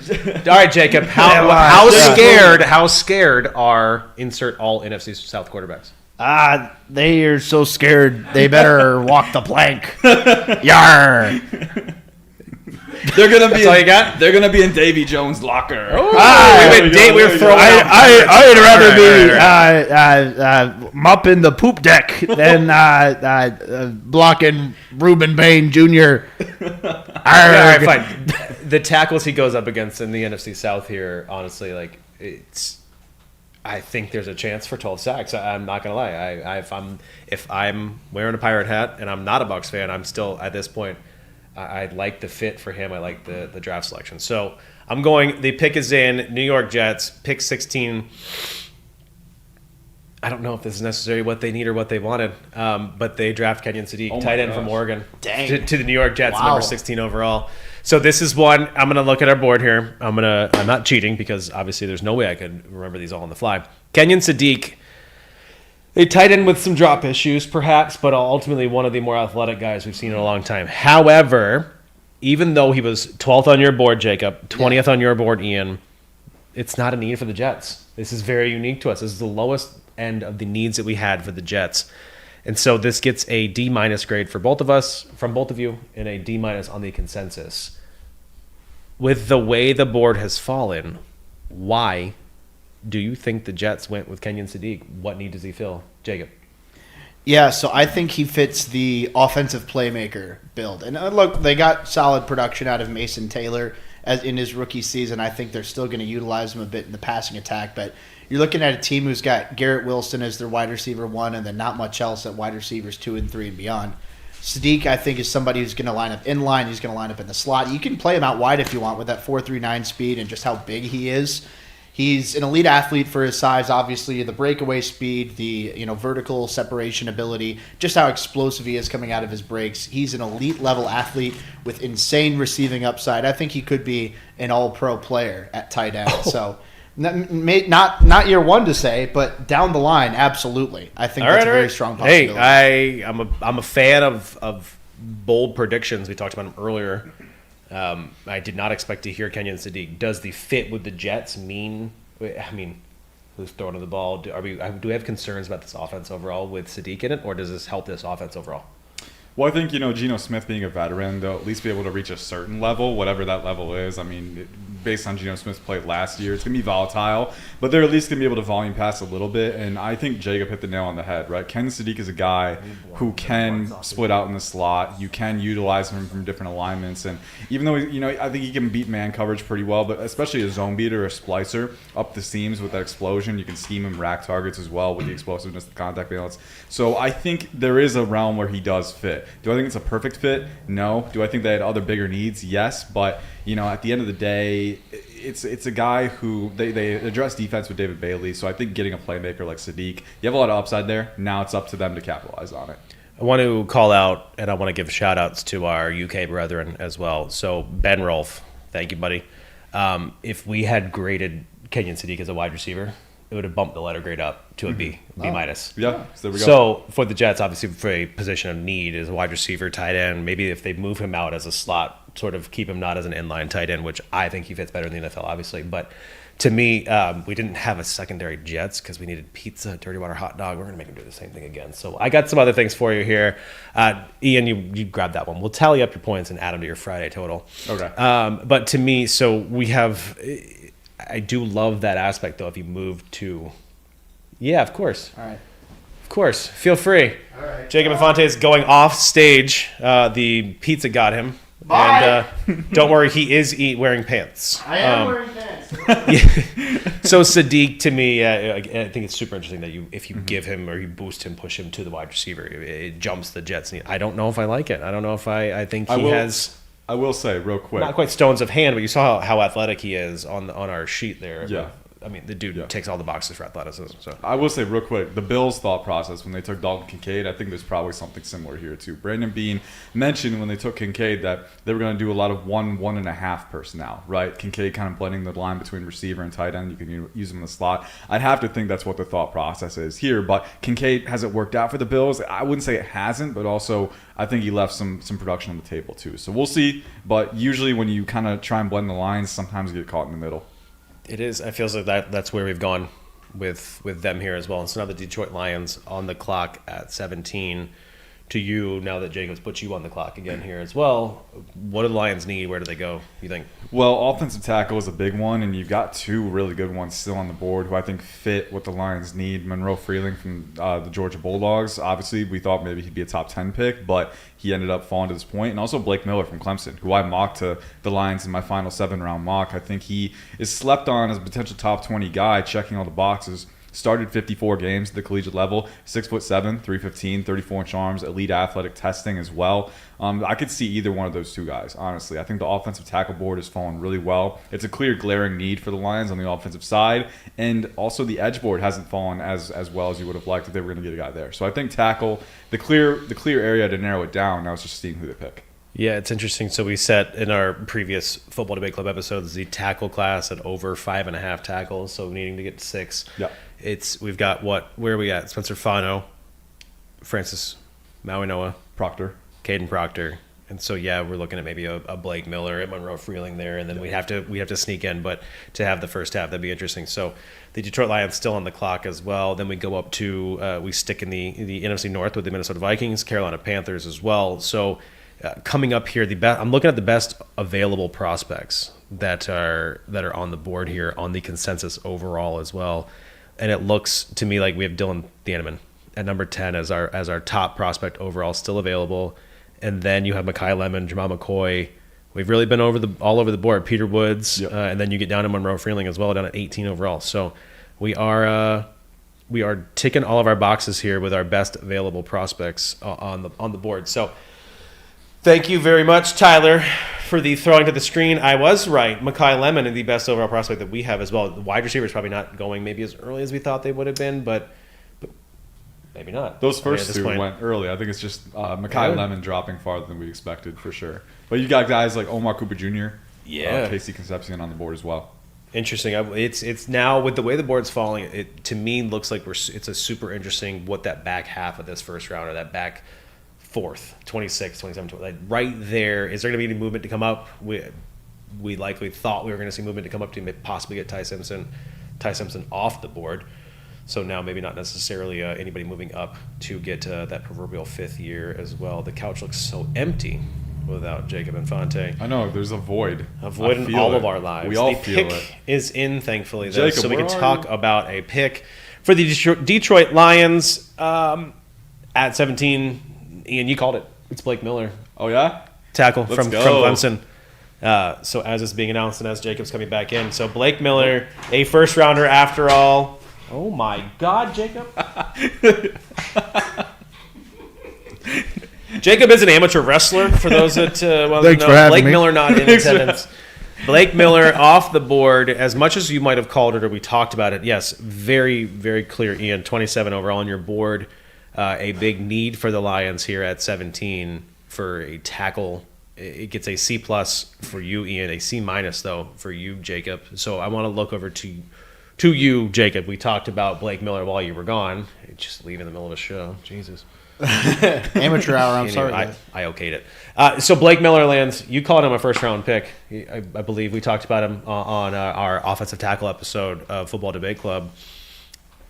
Do you like the pick? You get the lower grade, a C-. He was 36th. Blake Miller, where does he fit in, and what happens with Penei Sewell? So I'll admit this is definitely higher than I was expecting Blake Miller to go. I thought he'd go in the mid to late 20s, but obviously with some of the run you're seeing on offensive tackles, it makes sense that the Lions really wanted to get their guy. Natural right tackle too, so I think that solidifies Penei Sewell going to left tackle. Miller, you watch the tape, you see a high floor. You see the physicality, you see the size, you see the hand placement. A little stiff in the lower half, but he overcomes it. I was impressed by how he tested at the combine. You see that 9.9 relative athletic score. Really impressive in his athletic testing. Makes me think maybe there's a little more upside than what his tape might indicate. So I think there's room for growth with him. I'm intrigued by this pick. I wasn't thinking he'd go this high, but I think it works for Detroit. Well, ipso facto here, we've gone very quickly to stay in the NFC North, and the Minnesota Vikings selecting at 18 overall, and they are drafting sort of a surprise pick in Caleb Banks, defensive tackle from Florida, to go up. So I want to skip the Detroit Lions, and I'll skip the punishment. And I'm not going to lie, because of their heavy Eastern European influence in the city of Detroit, we had blood pudding sausage for you guys to eat. As the host, I'm going to take one on the chin. I will eat your blood pudding here, your blood pudding sausage. Thank you. You're such a because Thank you. the Vikings one is worse. It is lutefisk, if you don't know. It is a fermented fish dish. Oh, brother. I'm going to let you both smell it and understand what you guys need to do in order to you can diagnose and talk about here what is a shocking pick. Caleb Banks. I stepped into the kitchen for a second when I left. I could smell it from there. I could smell it from a foot away. Oh, my God. At least. All right. Even just the Here we smell. go. So here, I'll bring it under my nose. This is lutefisk. Look it up. Google it. Figure it out. It's it's a Scandinavian delight for our Minnesota Vikings fans up there. I curse the Vikings Make for creating lutefisk this. great again, I believe is the exact term in the shirts that they've made for it. There's no making this good. Caleb Banks, defensive tackle, University of Florida. He gets a D- grade from you, Infante. That's the lowest. We can get to an F, but let's face it, it's pretty hard to get there. 58th on your board, 29th on your board, Ian. So, Ian, I'm going to stick with you, actually. 29th. Why is he a first-round pick? Well, he's a first-round pick if the medical's clear, right? He's on track to be fully healthy by June, but obviously the foot injury has been re-aggravated multiple times, so that's the big red flag with him, right? Is that he missed most of the 2025 season to that foot injury, and then broke it or suffered another fracture at the combine, right? He dominated the Senior Bowl, right? And that's the thing that I keep coming back to. And Brian Flores' scheme with this level of physical talent, 6'6", 335 pounds, 35-inch arms, with this level of explosiveness, quickness, and the torque capacity with his rotational force, right, and length. This guy has all-pro upside. It's just a matter of can he stay available and can he further refine his leverage acquisition. I think, those things still need work, but the ball of clay that you're working with, I mean, the talent, the ultimate potential is through the roof, and the Vikings had a sneaky big need on the interior defensive line. So I love the talent. You got to make sure he stays healthy because that's the big question. The big question here, I don't know if we quite answered. Maybe I think the fumes of the fermented fish are getting to you. Why he's a first-round pick? So Jacob Infante, why was he not a first-round pick? He is a first-round pick. Why shouldn't he have been a first-round pick? I think a big part of it comes down to the fact that he suffered 2 broken feet in the last calendar year. You point to the durability concerns. Obviously, that's a massive issue. I mean, obviously, with a guy that big, nearly 330 pounds, naturally, injury recovery is going to be a little bit difficult. You're putting more stress on your joints. That has me concerned about his long-term health. Like Ian said, really impressive size, length, quickness for his size, but the flexibility is a concern. The pad level makes him a liability in the run game. He gets moved around more than a guy his size should. Absolutely, Ian's right, multiple ball of clay, but I think that it's a ball of clay that's not really going to provide very much year one impact for a Minnesota team that needs to start seeing some results. Ian Cummings. I could feel my impending doom there. You did. I answered. It's tough. I get it. prayers have I been feel like, answered. so here, as the host, let me explain to you, I think, where we got to our point in this decision-making process. It's a moldable ball of clay that I think has gimp feet. I mean, this is tough. Yeah. I'm worried about the durability. I'm worried about a first-round pick that can't play 17 games in an NFL season. So, bottoms up. How many bites? You can go one in this one. This one's pretty stinky. You eat what? You taste through the majority of the smell. So you already did the worst of it. It's not that bad, is it? It's bad. Oh, He might need more water here. there He might need another water. Just one. That's fine. Just one bite. He's doing one bite. Jacob, you want to suffer with him? You sure? I'd rather die. Okay. Thank Jacob Infante does not want to suffer with Ian. Sorry, you know where your teammate is in this one. We're getting you more water here, It's okay. Ian. I took one for the team. Just get better at debating at this point. Thank you, runner, beer guy. Oh, the aftertaste. Oh, no. I've heard it only lingers. The aftertaste has an aftertaste. Does anybody want some blood sausage? Because it's delightful. Get your food away from me. It is. It is quite tasty. I'm not gonna lie. All right, so now here we are, back to the NFC South, the Carolina Panthers. I'll have a blood sausage to get the taste. There you Of go. Telling you, fish. trust me, it's delightful. The blood sausage Yeah. is good. We're fighting a one bad taste with another better taste here. We are. The blood sausage tastes good. It's a.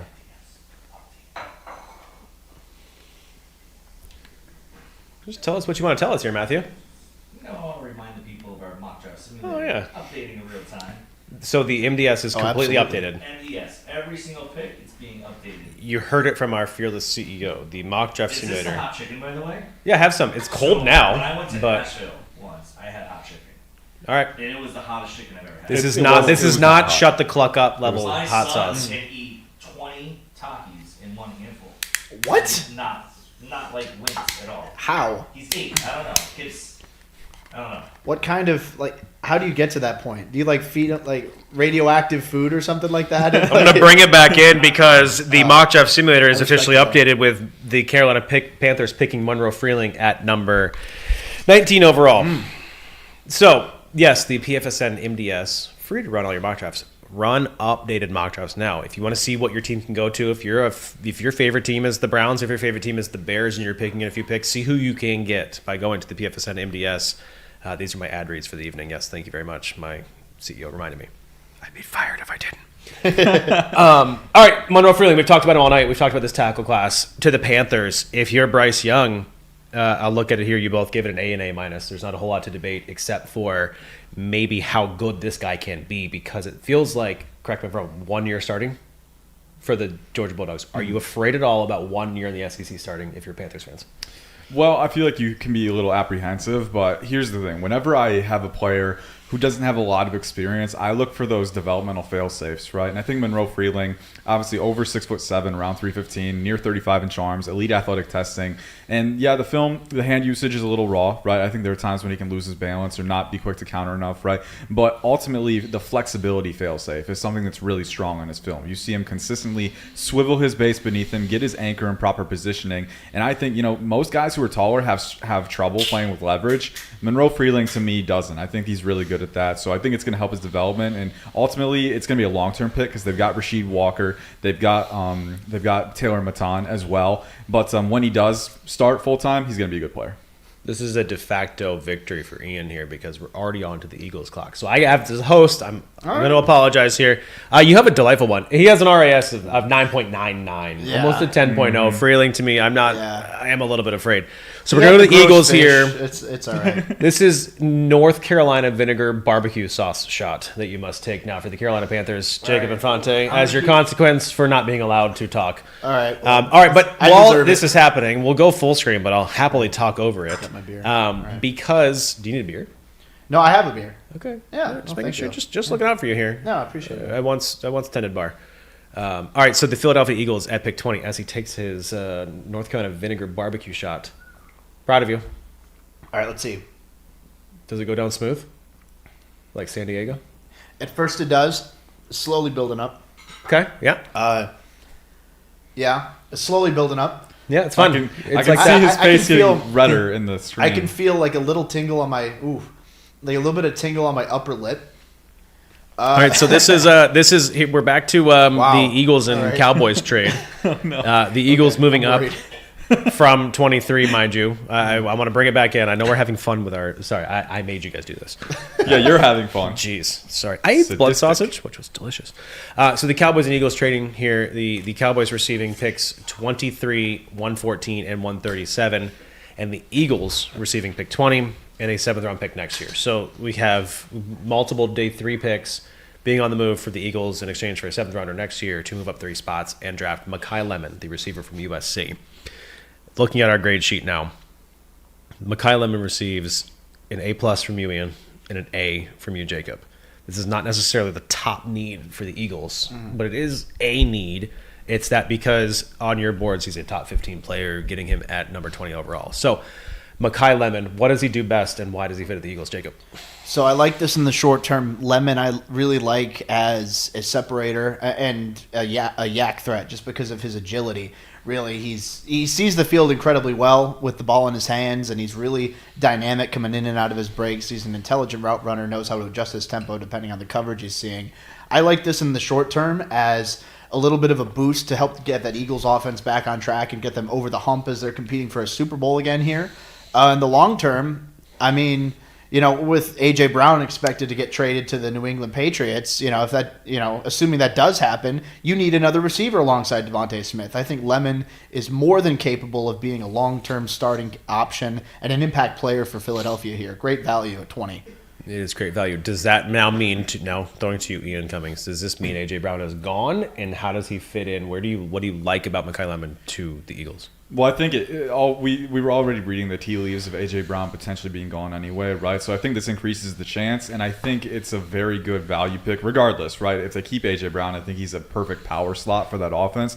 But assuming they trade him, I think Mekhi Lemon is the type of guy who can fill the void to a degree, right? You look at the run after catch ability, the ability to separate independently, and then even though he's got shorter arms, he's a smaller guy, relative to the normal catch radius. He's a back shoulder fade god. I mean, in the red zone, he's a very, very valuable target, but then a true 3-level threat who I think can take the pressure off. So I like the fit a lot. I like the pick, I like the value, and I think he's going to do a good job. You know what I like? I like your answer. Thank you. Jacob. I like that he's a 3-level threat. You both said a lot of cool things about each other, about Mekhi Lemon here. It's really hard to choose a winner or a loser, so I'm going to give it up. I'm going to put it up to you guys here. Our Philadelphia Eagles consequence, now that the Steelers pick is in, was that our fearless leader over here, Matthew Canada, gets to throw snowballs at a fan dressed up as Santa Claus. So All right. you guys get to divide and conquer and choose me as the person who dresses as Santa and gets stuff thrown at him, or come up with a consensus pick. Who wants to have Kanata throw ice at you? Cam, this is the retribution I've been looking for. I mean, do we have time to put the whole Santa outfit on though? Maybe just the hat. Oh, are you gonna do the Santa voice? Are you gonna do the whole? I don't know if I mean, Oh my God! Oh Lord! All right. you're not throwing the whole bag at me, are you? That's a whole bag of Hang on a ice second. right there. Oh my God! It comes with That a, is a whole bag of ice. this is a COVID era Wow. Oh, Santa COVID beard because Santa it's got a mask. full on mask. Hey. Wow. Health and safety. All right, Heldon. I guess Yeah. Matt. I guess you're throwing ice at me. We're living in a pandemic. After all. Yeah. Remember how much you love me. Whatever. Gloves and all. Mom. These, I don't know if my hands are gonna get in these. I'm not gonna lie. All right, so this is a retribution. I suppose so. Retribution. Here we go. It is swift, and it is just, Ho ho ho. and it reminds me of Christmas. You got to put the the gloves on. That's nice. The Steelers pick is in. Yeah, Cam, if you're How much ice do you want? I don't need a whole lot here. You want a lot? You want a little? Oh, look at there him we go. There we go. Oh, Go. who's been a naughty boy this year?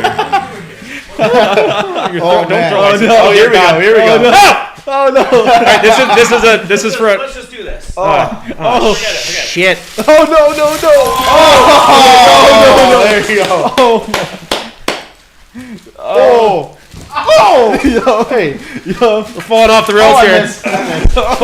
Okay, hey, You get some ice. Watch You get some ice. The equipment. Watch the equipment. Watch the equipment. Be safe. Be safe. All right. Side arm around it. Oh, the humanity. I deserved it. I have ice Now we in have to clean it up before the floor gets warped up. I have ice in my skivvies. Here, John, can you get paper towels? Lots of Yeah, paper that'll help. Paper towels for a half bag of ice on me. All right. Well, I reap what I sow. I deserved it. I hope it didn't get on the computer. I'll be Santa for the rest of the for this at least until the Steelers pick. This And is. then we're gonna have to figure out how to get this cleaned up. Sorry, Tyler, I'm in your mic. Yeah. All right. I don't know if this is good. Here you go. I'm Yeah. sitting on ice. Oh my God, this is Oh my terrible. gosh. Why did I do this? We are. We're kind of ad libbing it here. All this right. is fun. I got ice stuck to me everywhere. Holy cow. Show business, baby. You know who's feeling the Christmas spirit right now? The Pittsburgh Steelers. Pittsburgh. Having a pick. Ian's gonna host. pick up, Ian's man. gonna host the show for us now. All right. So, all right. The Pittsburgh Steelers are on the clock. The pick is in for the Pittsburgh Steelers. I can't use my mouse with my glove on. This is crazy. Okay. All right. I need here, Ian. I need you to host for me. I got you. All right. So The run on offensive tackles is going to continue as Jerome Bettis. Okay. Yeah, and with Vega Ioane off the board, the Pittsburgh Steelers, that was going to be my primary option for them at this pick, right? So I think now that he's gone, maybe you look wide receiver, maybe you look offensive tackle. We know Broderick Jones' long-term situation is a little unclear. So it's going to be interesting to see here, but trenches to me has always been the primary spot. I know that Caleb Lomu is still on the board, right? So you've got some options here, but not a lot if you want to shift interior. So it's going to be fun to see. Wide receiver is kind of a fringe option, even though they've got Michael Pittman Jr. and DK Metcalf. The pick is coming in as we speak. I'm sitting on an ice cube. Oh my God. And the pick is Max Ihanachor from Arizona State. This is a very interesting pick. And what it signals is that the Steelers are potentially looking beyond Broderick Jones at offensive tackle. Ihanachor, a pure right tackle from Arizona State, went the JUCO route originally, came to the United States from Nigeria, didn't play football full-time until I don't even know if he played high school football. No, he but didn't. He did not. I even play spoke high to a school couple football.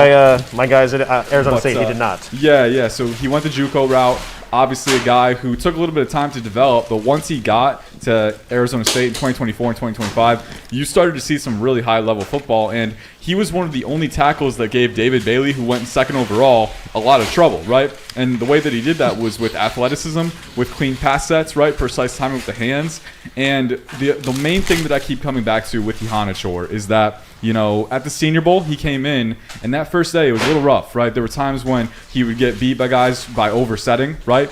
But then day 2 and day 3, he came back, and he was much more consistent. You saw a guy who was more precise with his timing, more in sync with his upper and lower body, and then you saw those elite physical tools uplifting him against the best competition too. So I know it's a pretty interesting pick, not one that we expected, but I think the picking to build the trenches is always a good idea, and especially tackle, right? Even when there's long-term questions, but you have short-term answers, I think Maxi Hanachor fits that build as well. Jacob, are you ready to review?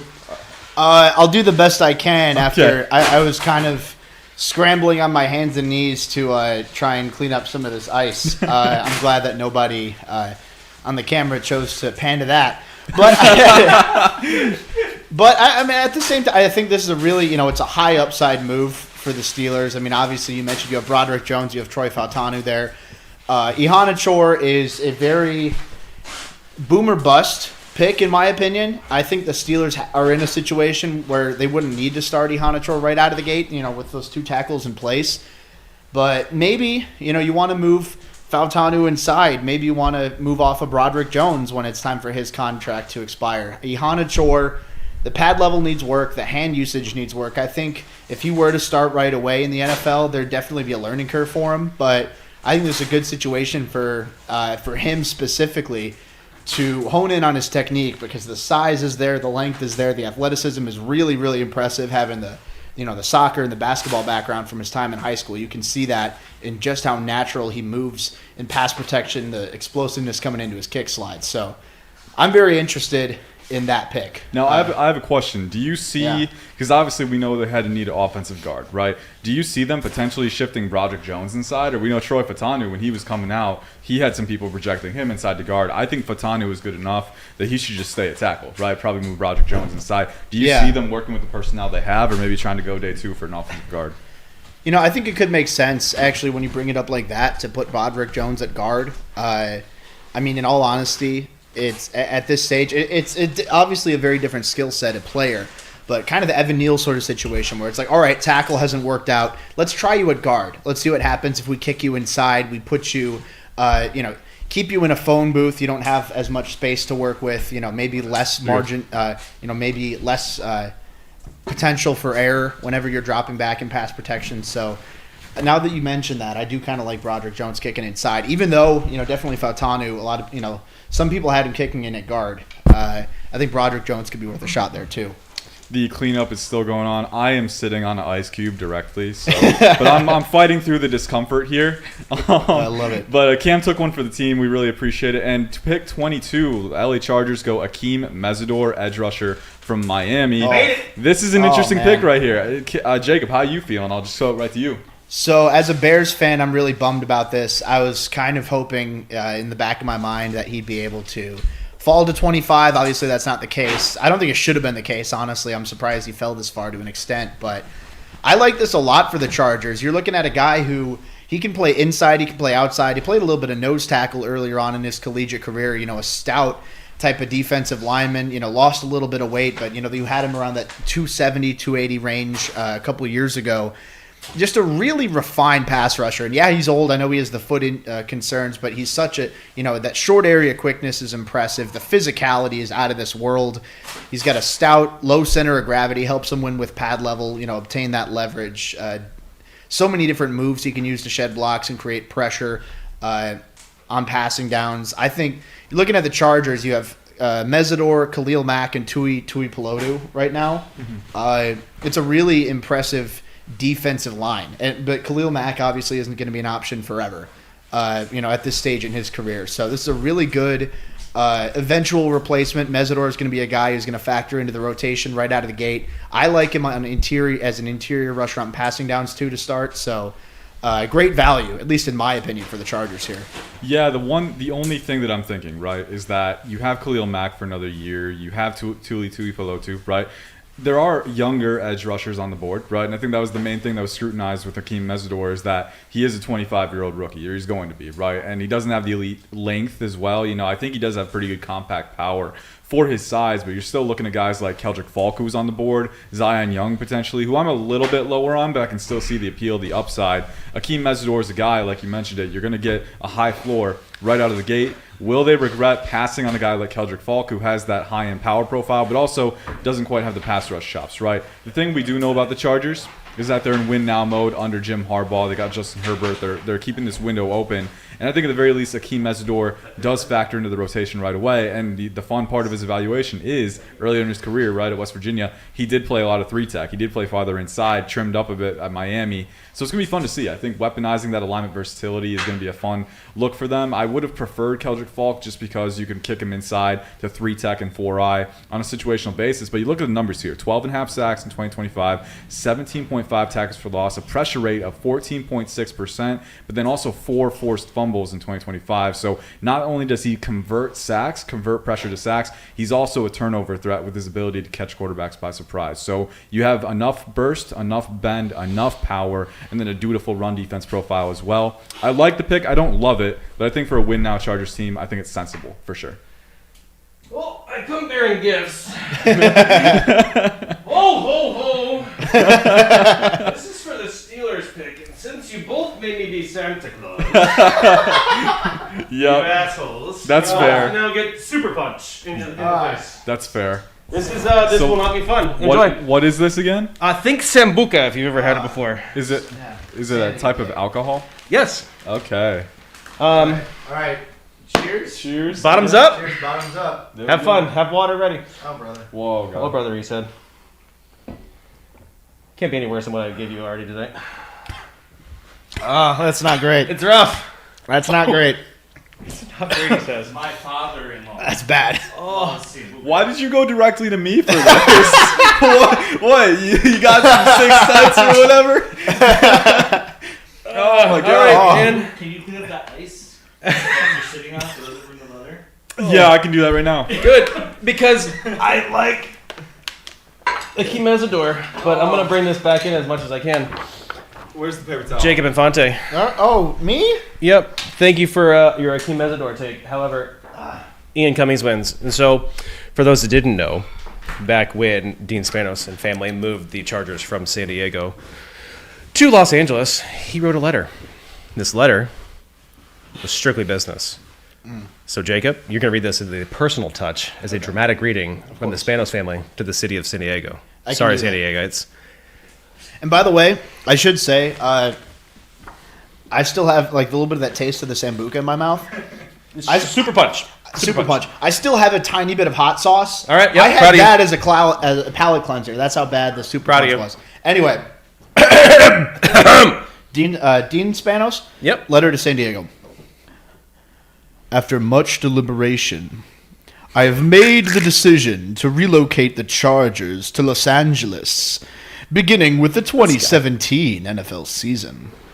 San Diego has been our home for 56 years. It will always be part of our identity, and my family and I have nothing but gratitude and appreciation for the support and passion our fans have shared with us over the years. But today, we turn the page and begin an exciting new era as the Los Angeles Chargers. LA is a remarkable place, and while we played our first season there in 1960, don't laugh at me, and have fans there Where is Dean Spanos ever from? since. Our entire organization knows that we have a tremendous amount of work to do. We must earn the respect and support of LA football fans. We must get back to winning as the Dallas Cowboys select Malachi Lawrence with the 23 thank you very overall much. pick He's in the bringing it draft. back in here. His dramatic reading. And we must make a meaningful contribution, not just on the field, but off the field. As a leader and champion for the community, the Chargers are determined to fight for LA, and we are excited to get started. I did not expect this year to be our year in which we went from 10 minutes a pick to 8 minutes a pick. So thank you very much, NFL, for shortening the first round and shortening our consequences. Because now We are on to the Dallas Cowboys at number 23 overall. Cowboy picking time. Edge defender Malachi Lawrence from UCF. If you didn't know Malachi Lawrence, now you know. A great pick. Shout out to Mike Tuck and the Game radio station down in Orlando. Talked about Malachi Lawrence this morning, actually, on radio. So Ian Cummings, as he comes back into the building, throwing him after the Sambuca. Sorry, the Super Punch. Ice and super punched in the face here. Malachi Lawrence to the Dallas Cowboys at number 23 overall. I'm going to read the grade numbers here. Yeah. As much as we love this pick, Yes. I think for upside purposes, you both have him at 52 and 54 on your big board. We do not have Edge as the top need for the Cowboys. We both received this as a D. You both have a D overall grade. Thus, the consensus on the grade here is a D for Malachi Lawrence to the Cowboys. So after they did so well with Caleb Downs, we're going to get to their total team grade here for their first-round selections, their 2 first-round selections. Does this feel like a miss after Caleb Downs, or is this an upside pick that they've made here? I won't say it's a miss. I will say they got to prove it. That's the thing for me, right? You know, Malachi Lawrence, we knew that he was going to be a potential first-round sleeper for the reasons aforementioned, right? 6'4", over 250, near 34-inch arms, 4.51 speed, 40-inch vertical. You know, the explosiveness, the length, all of those things are there. And then you watch some of his best games against Baylor was one really good game where he was stringing together a ton of power moves, right? You got bull rush, you got long arm. He was doing some club rips, right? But also setting up tackles with that threat of power to win with finesse, right? And counters. So I think there is a lot of upside there. He needs to improve in run defense, right? He can get moved off the spot really easily. I do think there are times when he over pursues, when he's the weak side defender as well. So again, round 2 guy who they took round 1. That's okay. You got to prove it though. I don't know if I would have taken him this high. Jacob, would you have taken Malachi Lawrence this high? We've mocked him. We've talked about him in the first round, but is 23 too rich for Malachi Lawrence here? I think it is a little bit. I mean, you look at the edge rushers still on the board. A lot more high floor type of guys, you know, like a TJ Parker, Zion Young, more physicality, play strength, edge setting ability.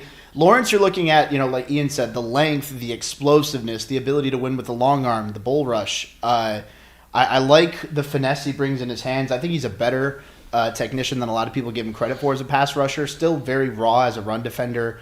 I'd like to see him work off of his counters a little bit better, have a stronger, you know, go-to execution when his first move doesn't work.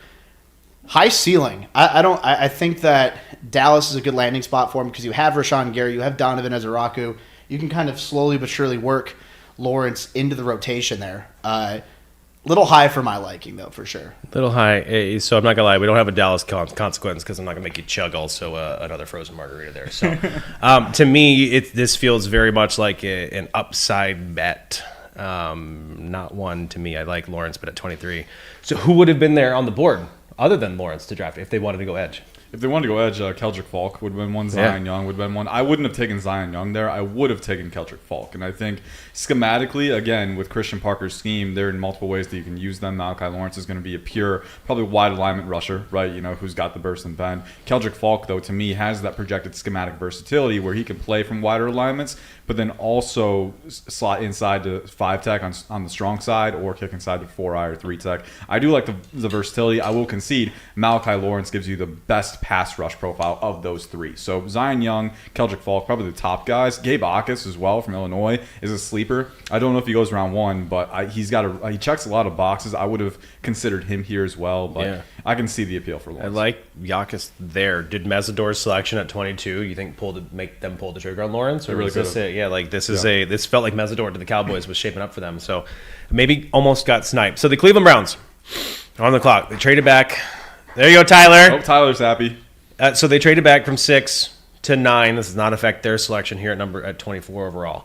With the way the board has fallen, with who we have in the best available, if we can get that, perhaps, Tyler, I'll lead you in there. With the way the board has fallen, with Cleveland Browns' needs being everything.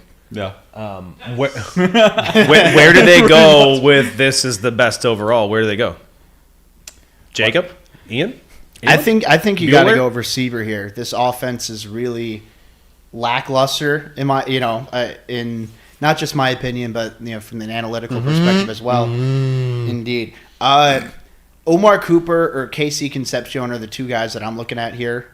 I think Concepcion, you're looking at the pure more underneath speed type of weapon, the ability to separate vertically as well as underneath, that sudden change of direction. But Omar Cooper as well, the ball skills, the athleticism, the strong hands. I think Concepcion's a little bit more of a refined route runner, but Cooper I think is more physical, especially what he brings after the catch is really impressive to me. Yeah, I don't. They already drafted Fondo, so I feel like they got to go receiver. Yeah, this feels like a receiver, and maybe we tipped the pick there by showing best available and Casey Concepcion not being on the board there. However, I thank you, noticed that Jacob, halfway for through my calling that. argument. Shout out to the PFSN product team and their ability to be on top of things. Tyler Savchik, how do you like it? So good. He'll take Likes it. All right. No, I'll take it. We debated this. It's not really a question, though. Who's throwing the ball? Deshaun Watson or Shedeur Sanders? Ideally, this is a pick to help the future 2027 QB. Let's be honest. Whoa! There you go. Whoa! Listen, anyone. Not where I was going with that, but I like What do you it. think about Shedeur? What do I think about Shedeur? Yeah. I don't know if his process is translatable. Listen, I think looking back on that class where we elevated Shedeur as a potential day 2 prospect, right? And I'll admit, every year I learn a little bit more about QB evaluation, right? So you can look at accuracy and yards and completion, and like those things are important. They percolate from translatable processes, but I don't know if Shedeur Sanders. A lot of people's top end comp was like a Brock Purdy type, right? I don't know if he has that level of operational utility where I would say he's going to be the long-term starter for them. So he can earn it this year for sure in Todd Monken's scheme. I'm not super confident after his first year. And ultimately, I think if you don't have a guy who can elevate your roster at QB, right, you risk settling for the doldrums and, going 7-10, 8-9 every year, and that's not where you want to be. So I think I think they settle, and I think eventually they're going to go with either probably Dante Moore or Arch Manning. Way too early look to 2027, but I think it's a future-minded pick. Arch Manning to the Cleveland Browns. The Manning family is very happy about that, I can already tell you. So let's go to you, Jacob, though, however, in a rebuttal. Again, I don't have another Cleveland Browns Bertram's mustard shot for you guys That's to take, okay. however. Unless you wanted it. Well, actually, you know what? Let's see what the Bears do. Let's see. Yeah, no, we're waiting here. So Jacob, really quick, and then we're going to go to you for the Bears You here. gotta show Jacob, who's very nervous. I am. Not good enough? It's taken a while. Like these last few picks. Oh, pick is in. Okay. He was right. getting so anxious. I am. Look at they've gone my to God. commercial, though. I love the value here. I just hope they don't screw it up. Have you spoiled it for yourself yet? No, phone's Don't down. spoil it. Don't spoil it. Phone's down. My phone This needs to be. I'm not going to lie. authentic. Even our pick tipping sheet does not have any access. Nothing in it so far. So we have nothing for this Okay, pick don't yet. tell me. We are If you see completely- anything, don't tell me. It's the We pick is in. are- It took a little while. Maybe they're trying to work on a trade, or maybe I don't know something. What if it's Oscar Delp? That would be fun. Oh, dude, That at would be 20. cool. No, at What's the need? What's the need, and then what's the worst case scenario? defense, defensive line. I really like Peter Woods here. I was bummed so out of the guys that are still available, Peter Woods, Dylan Thieneman, Caleb Lomu. Those are my top 3. And then you start to look T.J. Parker, Zion Young. You could talk me into Emmanuel McNeil Warren there. Keldrick Falk as well really fits. I think Parker, Young, and Falk in particular really fit what the Bears look at edge rusher. That size, that length, the physicality. Maybe they're not the bendiest edge rushers, but they can set the edge well. Didn't we talk about a cornerback to them? A little bit, yeah. I mean, We've only had one cornerback drafted so far. Maybe they trust the medicals on Jermon McCoy. Yeah. I mean, as a pure value pick. The pick tip sheet is still empty. Don't worry. Okay. I know nothing. Okay, as a pure value standpoint, McCoy would. I'm not going to look at the screen because the conceptual thing happened again. No, it's not been updated yet. We're good. It hasn't happened yet, but I'm really worried. But yeah, McCoy, I think if the medicals play out, would be a really, really good value here. At corner, I like D'Angelo Pons a lot. He doesn't fit what Dennis Allen typically looks like. The taller, lengthier sort of defensive backs there. Like I said, Woods, Woods, Thieneman, Lomo. I think if you go with any of those 3, that's a really good pick. I would say go ahead. Thieneman, man, is such a good value at this point. I know they signed Kobe Bryant, who's kind of an everyman at the safety position, right? He could play single high, 2 high, he could come into the box. Yeah. But Dylan Thieneman, man, I mean, with those 2 safeties on the back end, you can do so many different things because Thieneman is kind of an everyman too, right? You know, single high at Purdue in his freshman season, true freshman, mind you. He had 6 interceptions. Oregon used him a lot closer to the box more often, right? Strong safety, coming downhill in support, and playing some dime linebacker as well, right? But he showed he could do that too. Yeah. He's got ball hawking skills. He's got elite football IQ. He's got the explosiveness in the range. To me, Dylan Thieneman, man, I mean, I speak with a little bit of, you know, subjective analysis bias. He's my 4th overall prospect in the class. So, you know, this is an incredible value for that kind of player. But, man, I Is mean, that a the need? things they could do with Kobe Bryant and him. Is that a need, though? It is, yeah. So you look at that safety room. Kevin Byard left in free agency. Jaquan Brisker left in free agency. Jonathan Owens left in free agency. C.J. Gardner-Johnson, they played him a lot in nickel out of necessity, but he can also play safety. He left.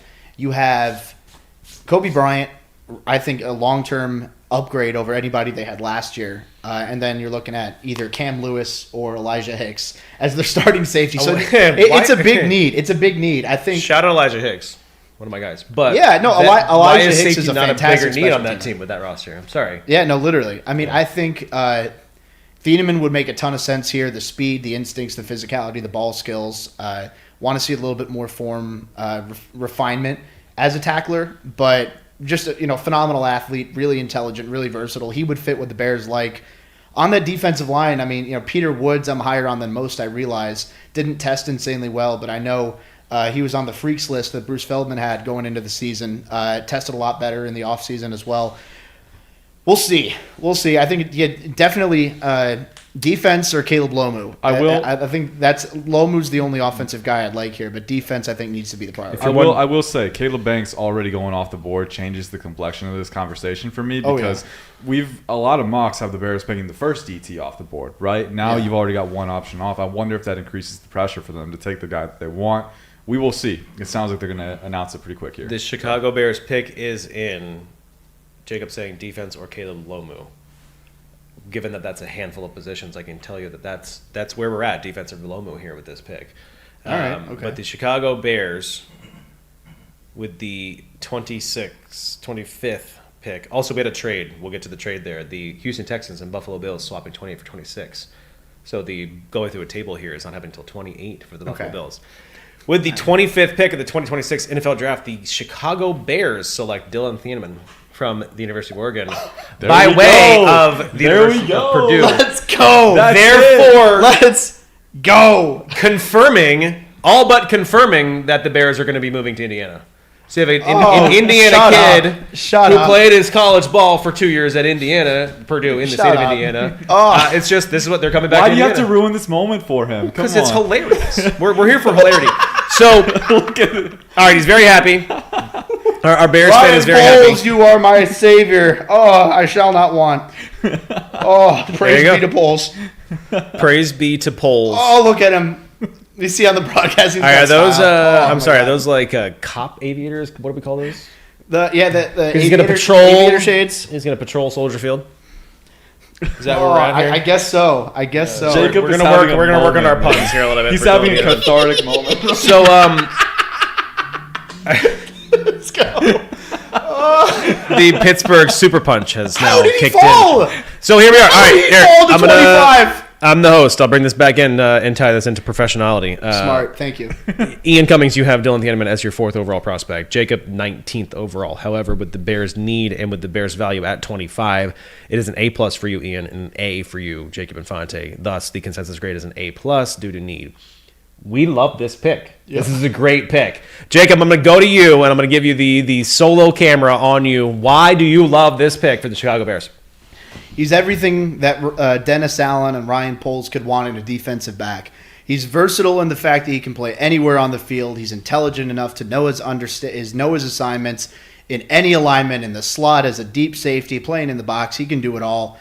Tremendous athlete, ran in the 4.3s in the 40-yard dash at the combine. You're looking at a guy who processes really well, shoots downhill incredibly well, effective playmaker in coverage. And I think that over the course of his collegiate career, he got better as a tackler. The effort's always been there. Form can still improve a little bit, but the closing speed is tremendous. The size is very good. There's a lot to like about this pick, and I'm not just saying my Bears fandom, which obviously plays a factor in this. I think it's a tremendous value at 25. I don't know how he fell this far. All right, I'm a little scared there because we only show his stats for his interceptions from 2023. However, I'm going to thwart that here. I'm going to lead to you, Ian, for why he's your 4th overall prospect. Because when you look at that defensive secondary he played with in the past 2 years at Oregon, no shit. No wonder he didn't have interceptions. That they stacked unit. He still made his presence known. Why was he 4th on your board? Well, he was 4th on my board for another reason. And real quick, before I get into that, I want to mention, like, the Minnesota Vikings, if Caleb Banks doesn't stay healthy, I have to imagine they're going to regret gifting Dylan Thieneman to the Bears, their division rival. Love it. Because 6 interceptions as a freshman, obviously, but the Oregon tape is very good as well. It's just a matter of usage, I feel like. At Purdue, he was used a lot more as a single high safety.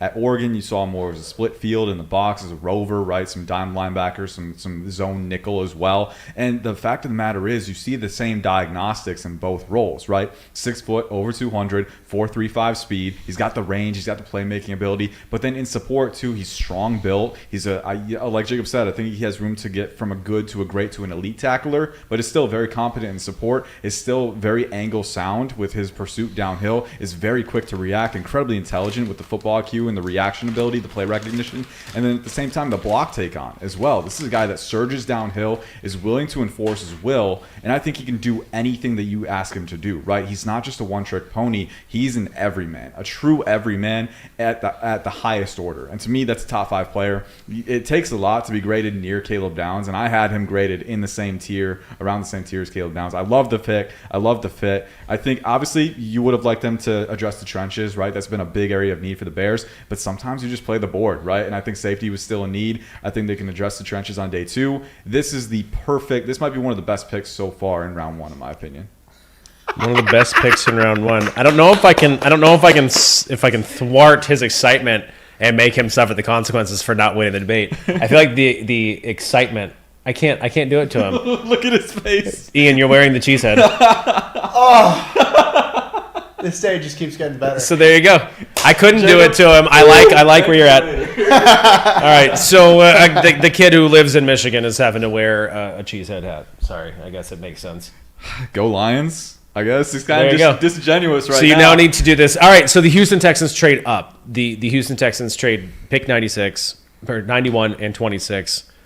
The Texans trade picks 28, 69, 160. Shut up, Tyler. And 167 to move up 2 picks. All right. Whoa. Interesting. They draft an interior offensive lineman, guard, Keelan Rutledge, Interesting. who, I kinda as a mover in space, is a terrifying player to see if you're a linebacker or defensive player in general. He's a tank. However, on the consensus, it's a D+ grade. So this is because, Jacob, you have him as a 68th overall prospect. Yeah. And the 47th overall prospect. So that leads to a C- for you, Ian, and a D- for you, Jacob. Yeah. I need to now go, since you're not wearing the cheese head, which Yeah. don't, because I will put it back on you now. Okay. All right. Okay. I'll work on it. I have something else for the Houston Texans. All We'll right. get to that in a minute here. Okay. Keelan Rutledge, interior offensive line, that gives us 2 interior offensive linemen in the first round, which is not sort of a bit of a surprise in this sense. Yeah. It's not necessarily a higher pick. A Yeah. D+, D- on your board. Why a D- for Keelan Rutledge? So, I mean, I do think that this is it's a reach in terms of, the value on my board, the positional value as well. This is one of those where it's like, all right, well, he went way earlier than I was expecting, but I understand why he went as early as he did. Because you watch the tape, he's got vice grips for hands. He's incredibly strong. He's powerful at the point of attack. He's a true mauler in the trenches. I love what he brings to the table in that regard, the nasty demeanor. But also, like I pointed out with Blake Mellor, he tested incredibly well at the combine. And I see someone like that, and I think, all right, there's athletic upside to tap into there. The explosiveness coming off the line of scrimmage shows up. I think the lateral quickness is something that can improve a little bit in his game. But at the same time, I think he can be a nice, solid starting guard. So it's a high floor. It's not the sexiest pick. It's not the flashiest pick. And again, I have, the system gets a low grade on it because I had him as a second-round type of guy. But, hey, if you value a guard that highly, I mean, you look at the relative athletic score, like I said, a perfect 10. Didn't allow a single sack this past year. Just nuts. We're going to get to the other Georgia Tech player who should have a high relative athletic score, Jordan Vandenberg, on day 3. I'm excited for that one, too. We'll get there. He's a freak athlete. So for the sure. pick is in for the Miami Dolphins. Mm-hmm. I get it, the positional versatility, and if you like your guy. So they traded up. 2 picks. They had to give up a couple of picks to get back one. Okay, so they move around. They shifted their board. They have to give up more than they give, obviously. We can look at the Rich Hill trade chart and figure out what they actually gave up. However, they move up. They give up what they give up. Did they give up too much? Is this too rich to move? Do we really think that the Dolphins or Bills were going to go Keelan Rutledge there? Or is this why do they pull the trigger on a guy like Keelan Rutledge, who you had at 47th overall on the board at 26? Well, I look at their trade up, man, and the stuff they gave up, that's a lot of cheddar, let me tell you. But I also think that offensive line was Swiss cheese. I mean, you look at... I was like, yeah. To figure out what I was doing. All right, Super Punch is getting there. Yeah. No, listen, seriously. I think Keelan Rutledge, you look at the type of offensive lineman they needed, right? The Dolphins, I feel like maybe the Texans were looking at the Dolphins and saying maybe they view Proctor as a tackle to take over for Austin Jackson long term, and then maybe guard is still on the table for them. There are threats there, potentially, right? And I look at Keelan Rutledge, right? What do the Texans need?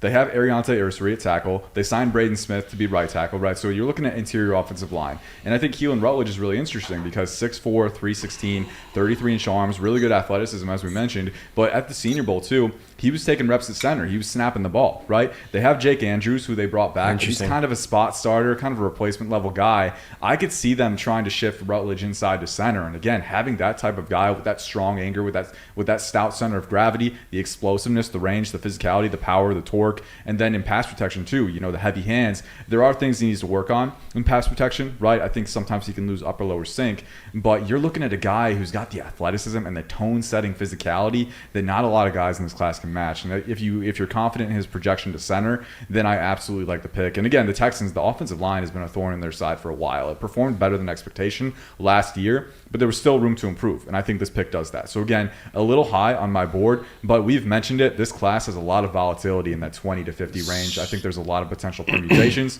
I like this. This is where it got fun. 26 to 32, in my opinion. This is exciting. Yeah. So I will say we put this as their highest need, interior offensive line for the Texans, or just offensive line in general. So sure. I get it. Probably next up, highest on their board. Maybe you make sure you secure a guy. Jacob, you're eating Viet Cajun crawfish that I was able to pull up. It's not just New Orleans that eats crawfish, but with a heavy Vietnamese and Cajun population conglomerate. I wish I had hot sauce still. Do you want some? Can I take the cheese hat off now? No, not yet. Okay. Not until the next one. You won. All right, again, you won. I'm not a seafood guy, so we'll see how this goes. This is good. Here we go. Yep. Why is it cold? Well, It's crunchy too. What the heck? Our runner is only as good as his chef was, and I cooked this food. I cooked this food about 4 hours ago. So Hey, that's fair. I didn't think about that. Yep. Good flavor. I will say. Your host did cook all the food, by the way. All right. It's So seasoned well. it's seasoned. I'm gonna eat this later. I'm gonna put this on a hoagie roll tomorrow. So if you want to put that back in the fridge for us quickly, that'd be amazing. The pick is in. It's a pick that I love, so I'm not gonna I'll tee it up there. Maybe a little too high though. However, but the Miami Dolphins at pick 27 select San Diego State cornerback Chris Johnson. This is after they traded, so if we'll get those trade details back on the screen here. But Chris Johnson in general. I don't know. I'm not a big seafood guy. Is it coming up? It came close. He almost lost the crawfish. Here's the thing: the flavor, the seasoning is tremendous, but I just don't like seafood. All right, I'm glad I gave him this one. This is. You can spit it out. Do you need a trash Is bag? that okay? Yeah, of course. Okay. Please do. All right, I got a paper towel over here. We're good. Okay. Yeah. While Jacob is recovering. Well, Jake. So here we are. All right. So the trade details. Yeah. The Dolphins trading up Nothing picks fancy cooking. 30 and 90. Thank you very much. The Dolphins trading picks 30 and 90 and receiving 27 and 138 with the 49ers. Mm-hmm. So the Dolphins here then draft Chris Johnson. So that now gives the Miami Dolphins with Caden Proctor, offensive tackle from Alabama, and Chris Johnson, corner from San Diego State. Corner, obviously, one of, if not their biggest need in general. Probably need to double dip at the cornerback position. Chris Johnson, though, maybe not necessarily a name known for draft casuals or NFL casuals. However, if you watch college football, what did you like about Chris Johnson? Yeah, I mean, Mountain West, he was lockdown at the Mountain Mountain West level. I think the stats, the analytics are blue chip level for him. And obviously, size-wise, around average size, average length, but explosive, 40-yard dash is 4.4, so he's got the vertical speed, that. But I think even the twitch, the correction ability, on film, one of his best abilities is his ability to click and close, plant and drive. The reactive quickness is very strong. And then he had one of the highest forced and completion percentage this past year as well. Only a 16.1 passer rating allowed in coverage, 4 interceptions as Unbelievable. well. Look at that near elite, near 90 PFSN CB impact. That's a hard mark to get. Not many guys have hit it. So, and at the same time too, he was playing under 190 for part of his collegiate career, and I think in spite of that, he was a guy who came downhill pretty well with a good amount of ferocity and run support, engaged blocks very well, stacked blocks with proper technique, and then is a pretty solid tackler as well. So for me, the hip fluidity isn't quite elite. There are times when he can get snagged on sharper transitions, but for the Dolphins who need one, football intelligence, athleticism, playmaking at the corner position, Chris Johnson is very viable. All right, Jacob, while you were spitting up the crawfish. Can I take the cheese hat off now? Yeah, fine. I'll keep it on for a No, little bit longer. it's all right. We'll manage. Oh, boy. Uh-oh. I think I know where this one has to go, sadly. All right, so the New England Patriots, you don't even get a chance here, Jacob. You win de facto since you had to spit up. So well, I appreciate I'll take our last or next one here. We'll see. So the New England Patriots sitting there at 28, they just select Utah tackle Caleb Lomu. That gives us both Utah tackles, probably a little bit lower than maybe where we thought they were going to go based on how the tackle board we thought could shake out. But with how it did shake out here, I'll call it out. You both have an A grade for this because it wasn't necessarily a need for the Patriots on the surface. However, Caleb Lomu, though, Jacob, I'll throw to you. Where does he fit in on this Patriots team? And then ultimately, we all saw what happened with Will Campbell at the Super Bowl. Yeah. Did that affect this draft pick, you think? I mean, a little bit. I think, you're looking at Lomu now. It's interesting because he's a natural left tackle, but at the same time, I think he's probably better fit at right tackle here. I mean, especially if you're keeping Will Campbell at left tackle. Lomu, I'm a little surprised he fell this far. I don't think he was the 7th best tackle in this class. I had him higher than that. So to be able to get him at 28 and trade up, only giving up a little bit, I think there's really good value for the Patriots here.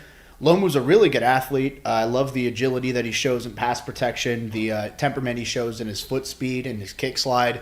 Not the lengthiest guy out there. I think the pad level can pop up a little bit sometimes, but he uses his hands well. And I see the athleticism. I see the refined hand usage, the spatial awareness as a zone run blocker to understand his assignments, the ability to pick up exotic rushes and pass protection. There's a lot to like there. Didn't allow a single sack, as you can see there on the screen, in 2025. Watching that Utah offense, Caleb Lomu and Spencer Fano made that offense run. And I think that it's very well deserved to see both these guys go in the first round. But Lomu, I think, getting a little bit of the shaft here, honestly. I think that he's someone where, 28th overall pick, that's still an incredible accomplishment. I think he deserved to go higher. Ian, do you feel the same way? You had him even a little bit higher on your board. Yeah, no, I comp him to Jake Matthews. I think he can be a really solid starter, right? I think obviously the athletic profile tracks. He's got, not the longest arms, but over 33 inches, right? Can add a little bit more mass to his frame. But one thing that I've loved about his game for a long time, even dating back to 2024, Spencer Fano was the people mover in the run game, but Caleb Lomu is so composed and efficient in pass protection. Very, very good. Again, we talked about with Monroe Freeling a little bit, the flexibility failsafe. I love Caleb Lomu's ability to play with controlled lean, use the entirety of his frame when anchoring power, but then also, stay in sync with his base, stay angle sound against, wide alignment rushers or inside counters, and then use precise hand placement, right, and strike timing. All of those things are available to him. And I think this past year, too, he improved in the run game, right? Again, not the people mover that Fano is, but still reaching his landmarks, pulling across gaps, getting upfield, climbing to the second level. So it's an interesting pick because we talked about Will Campbell, right, and the issues that he had potentially moving to guard. I could see him being a developmental right tackle behind Morgan Moses too. But if you want to get your best 5 on the field, it might be a lineup of Lomu at tackle, Campbell at guard, Jared Wilson shifting inside to center, and then Morgan Moses and Mike Onwenu shaping out the right side. All right, I love your argument, Ian, and I'm not going to lie. Our punishment here was to do a cold chowder chug. If you're in the New England area, it's chowder. After watching you eat the crawfish, I'm not going to make you eat clams. So you lost the debate. I'm going to dock you a point for Friday's start. Okay. All right. I'll drink the Fine. chowder, All right. except since I'm the host, I'm going to warm it up. I'm not going to make you drink it cold. I mean, we poured an entire bag of ice So, on him earlier. We can, Yeah, and you can do whatever you can you officially want. take That's the. right. we can cut him some slack. Exactly. All right, so we are at the Kansas City Chiefs at 29. We are rounding into the home stretch here of round 1. We will have a full live draft show of rounds 2 and 3 tomorrow night with full analysis, and the consequences will only be every 5 or so picks. I'm going to do every 5 or so picks. Also, I'm going to remind you that immediately following this and following every single draft pick, the PFSN NFL Mock Draft Simulator is updated live. And that means live. So if you're a fan of the Buffalo Bills, the New York Jets, who just traded back into round 1 at pick number 30, teaser, if you're a fan of them, this will be updated in the MDS. So see who you can draft after the Chiefs. See who you can draft in pick 32. 33, 34, et cetera, live and updated, profootballnetwork.com/mockdraft or pfsn.app/NFL mockdraft. It is the best on the market, not going to lie. Good job, Cam. The only one that's updated on the market. I told you I'd be fired if I didn't say these things. No, that was good. This wasn't being read. Thank you, Tyler. Yeah. It's on the Good screen job, Tyler. now. There you go. I'm not going to lie, though. Like, all right, so let's just say, like, Tyler, throw up, go ahead and select the Bills, who keep trading down for some reason. So... I'm going to put Ben on the spot here. Sorry, Ben. Yep. There you go. So what happens is it auto drafts for you here. You can watch it happen in real time with the actual results of the NFL draft that just happened. So you can look and see as it happened, what happened, and where the board fell, who best overall players were at the time. So if you want to look back and say, did the Bucs actually get good value for Reuben Bain, so to speak? Why is Jermon McCoy falling? It's the medicals. Caleb Omu falling here as well. So to me, yes, the PFSN MDS Mock Draft Simulator is updated with every single pick, will be updated with every single pick until the final pick at 257 to Saturday afternoon before we flip to Ian and Jacob's board of the 2027 draft class. Kansas City on the clock, picking at number 29.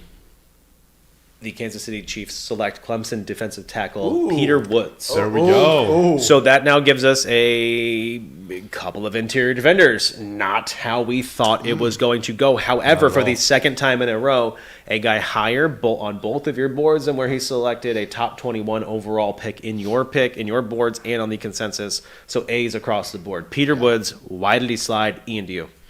Why did he slide? I mean, obviously the dip in 2025, right, was notable, right, for everyone on the Clemson defense. And going off of 2024, you were looking at him as a potential top 10 prospect, right? Obviously, the efficiency dipped a little bit, but I still think you saw the top-end flashes of, from a 3-tech spot, being able to fully reset the point of contact with that explosive, compact power, being able to 2-gap on the move a little bit, right? But as a penetrating 1-gapper, even more impressive. And then the flashes as a pass rusher, too. Quick swims, right? Club rips. All of those things are available to him. I didn't think he was as flexible this year, right? I think that was one thing that showed up on 2024 was there were reps where he was rushing out from 7-tech and using a club rip combo while using ankle flexion to reduce his surface area. Ankle flexion and club rip? Yeah, tech? yeah. All right. Yeah, you didn't see, or no, it would be like a dip and rip, but Dip again, and rip. Yeah, you didn't. I'm dipping and ripping this clam chowder for you right now. Yes, he There you go. is. But again, the point of the matter is you didn't see that as much in 2025. Part of it was he was being utilized more at 1-tech, right? More closer to the fulcrum, right? DeMonte Capehart was too. They were kind of interchanging.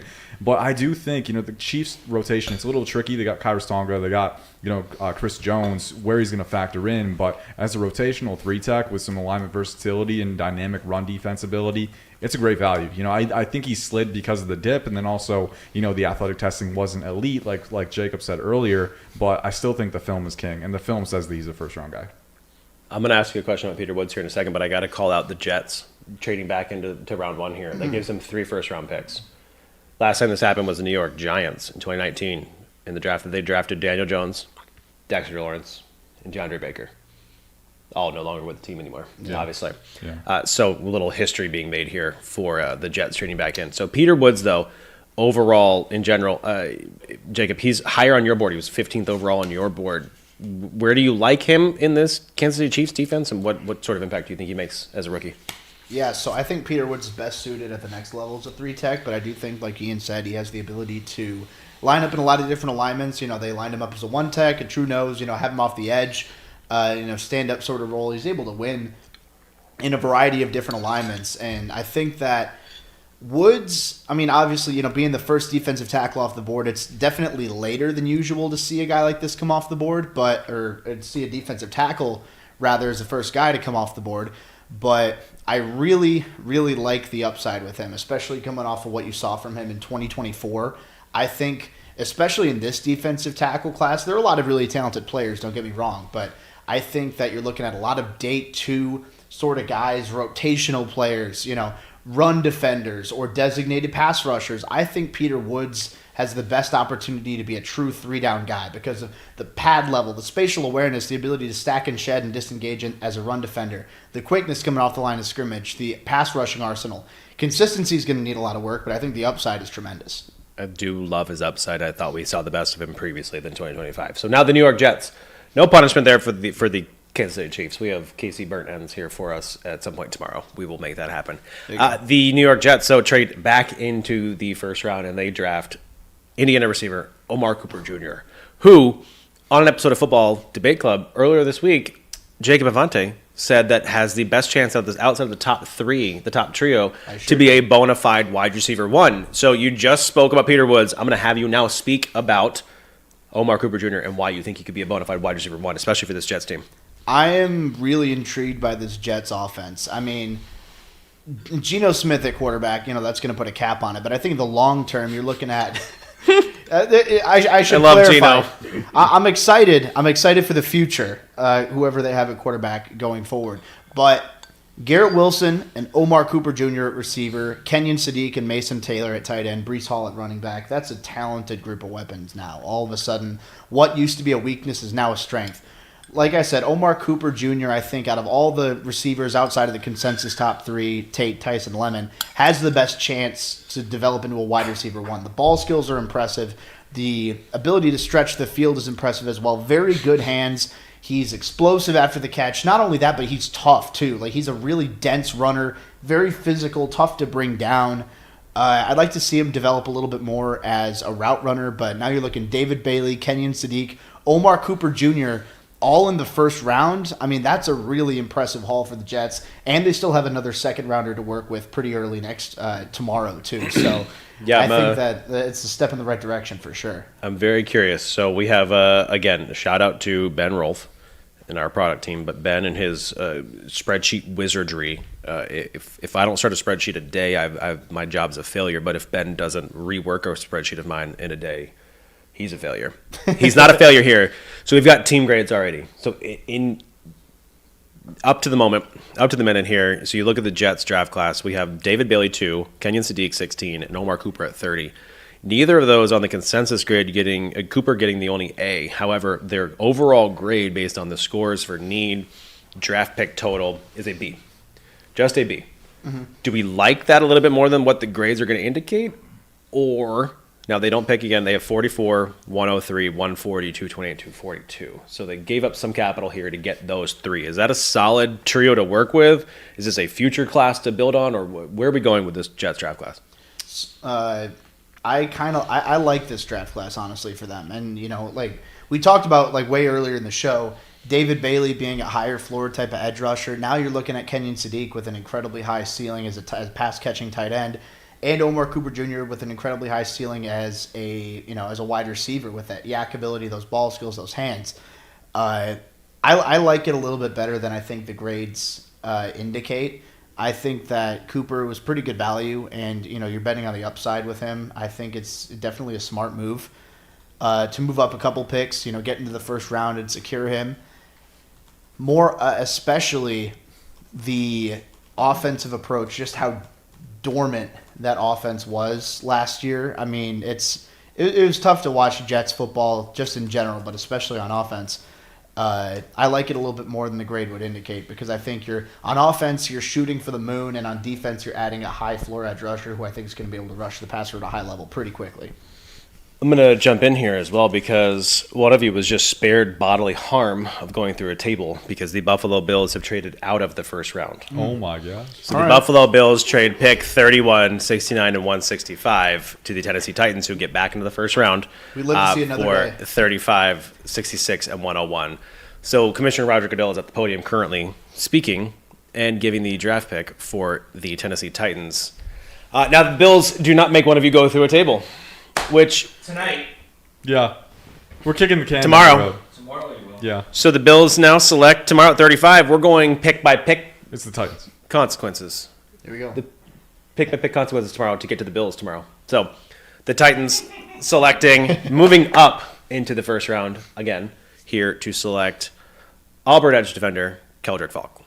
Interesting. There we go. I like trading up for that. Yeah. Is okay, yeah. So here, I'm gonna read the. You both like it. A plus, A minus, 25th, 30th on your board. A 10 on our overall positional need, meaning it was the highest positional need for this team. So now that gives your Tennessee Titans the Cardinal Tate at 4, and Keldrick Falk at 31. 2 first-round picks, overall A plus grade on the consensus for Falk. And A plus for you. So I'm going to throw to you, Jacob, actually, who had an A minus, just a little bit lower. What does Falk need to work on to make before he becomes sort of a Pro Bowler at the NFL level?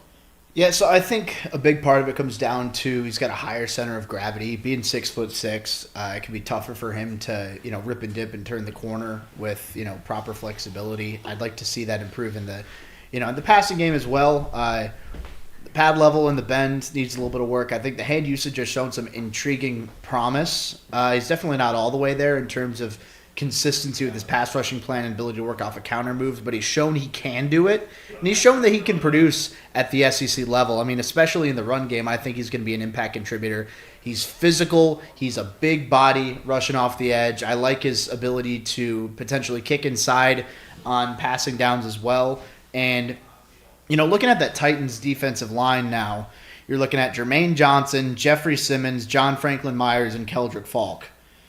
I don't know about you, Ian. I like that defensive line for a Titans team that needs a new foundation with Robert Saleh being that defensive-minded head coach. That's a good unit to work with. Yeah, well, first off, I'm going to take the Chiefs hat off. I realized I still had it on. I like the pick a lot. I like the value. I think Keldrick Falk is one guy who, again, Robert Saleh, traditionally he has been willing to take chances on these longer, powerful players who still have a little bit of refinement to undergo. Charles Omenihu was one player who got his start in San Francisco. So I think Keldrick Falk fits the profile for sure. In terms of the speed guy who can rush off the edge with finesse and provide an immediate pass rush catalyst, not what you're looking for there, not quite, but still. I've been vocal about my desire for him to, be alignment versatile, right? Rush off the edge from wider alignments with that speed to power, with that power profile, but then also slip inside to 5-tech on the strong side or 3-tech 4-eye on a situational basis. Everything you hear about Keldrick Falk is that the football character is through the roof. We know the run defense is very, very good. Some of the reps on film where he's just obliterating down blocks and base blocks and resetting the point of contact. And then I'm actually a little bit higher on his leverage acquisition too. I do think the pad level, particularly in the pass rush phase, does drift high a little bit. But in run defense, he's so good at exploding through with his base and just completely obliterating plays, shooting through gaps and making life hell for offensive linemen. So I think the high 4 run defense profile gives this pick a bit of security. The power profile allows you to build as a pass rusher, and at 31, that's incredible value. So I love the pick for the Titans. I love being aggressive to get this type of player. Obviously, you hope that he reaches his ceiling with the pass rush development, but the tools are there to work with. All right, I had to go grab our Seattle Seahawks punishment. It's a little special for you. Sorry, microphone. Seattle Seahawks on the clock. Who are on the clock? Here. Yeah, the pick is in. Final pick of the day. Okay, yep. So you guys are gonna, one of you is gonna have to lose because I'm gonna have to do. If you don't know I'm anything kind of about, scared here. Actually, if you don't know anything about the city of Seattle and what they're known for a couple of things. the Pacific Ocean. Fish. What comes from the Pacific Ocean? Fish. Brother. It's not. I'm not throwing coffee at you. I'll say that. No. Okay. But The last if you go, fish I had was not good. So.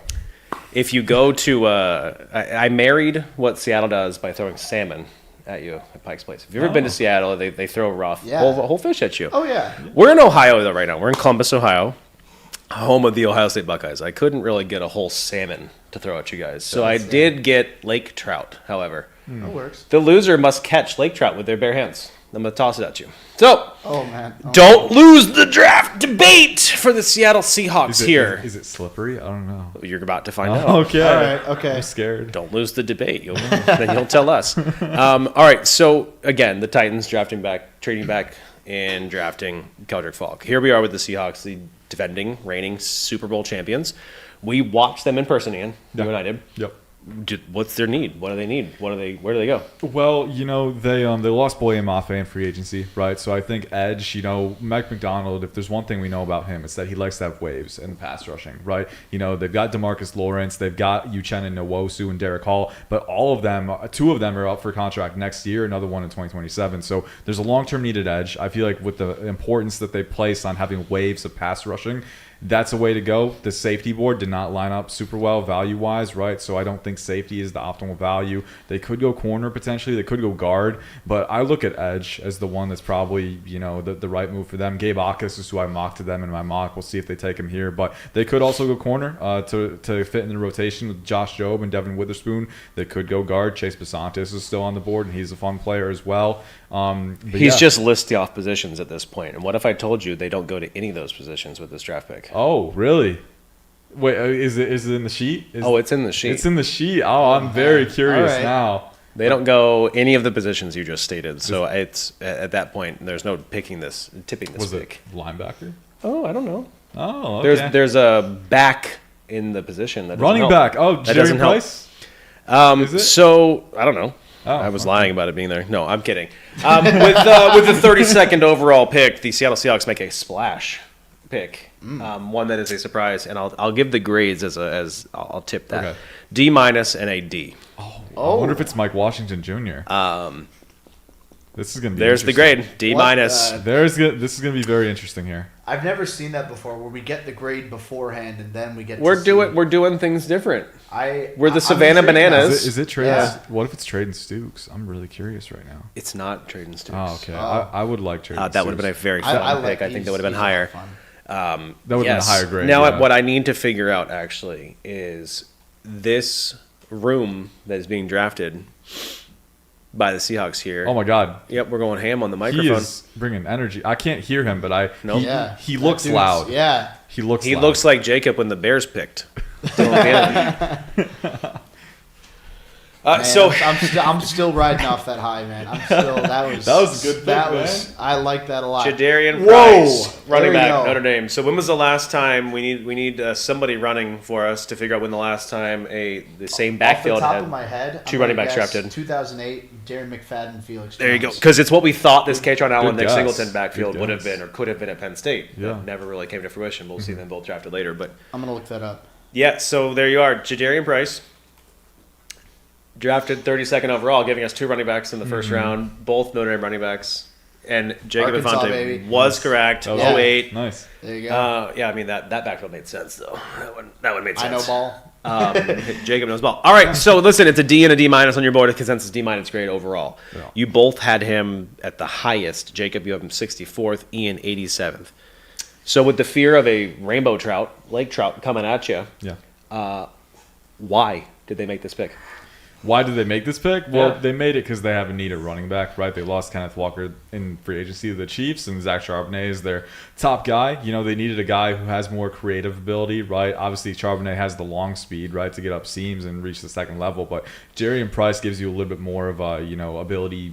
I wouldn't say in between the tackles, because one reason I was lower on him is that I didn't think he was quite the creative savant that people thought he was, right? And also, there's not a ton of pass game value either. I think he's a decent pass protector, but not a ton of production on the receiving phase. So you're still working with a guy who's kind of an explosive long strider at the vertical plane, has some cutting flexibility, but I don't know if the creative instincts are there to the level that I would want to pick him in round one, right? So they picked him because they have a need. They picked him because he kind of fits the mold that Kenneth Walker was in, to a degree, but the value to me, I can't get behind it. So I can see the need, I can see the reasoning for it, but it's a little rich.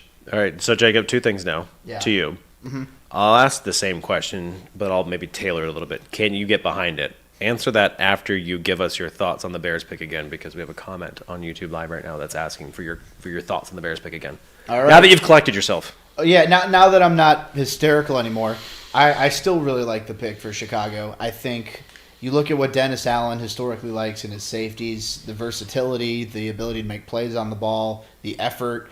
It's all there with Dylan Thieneman. I mean, he's a quick processor. He's an explosive downhill athlete.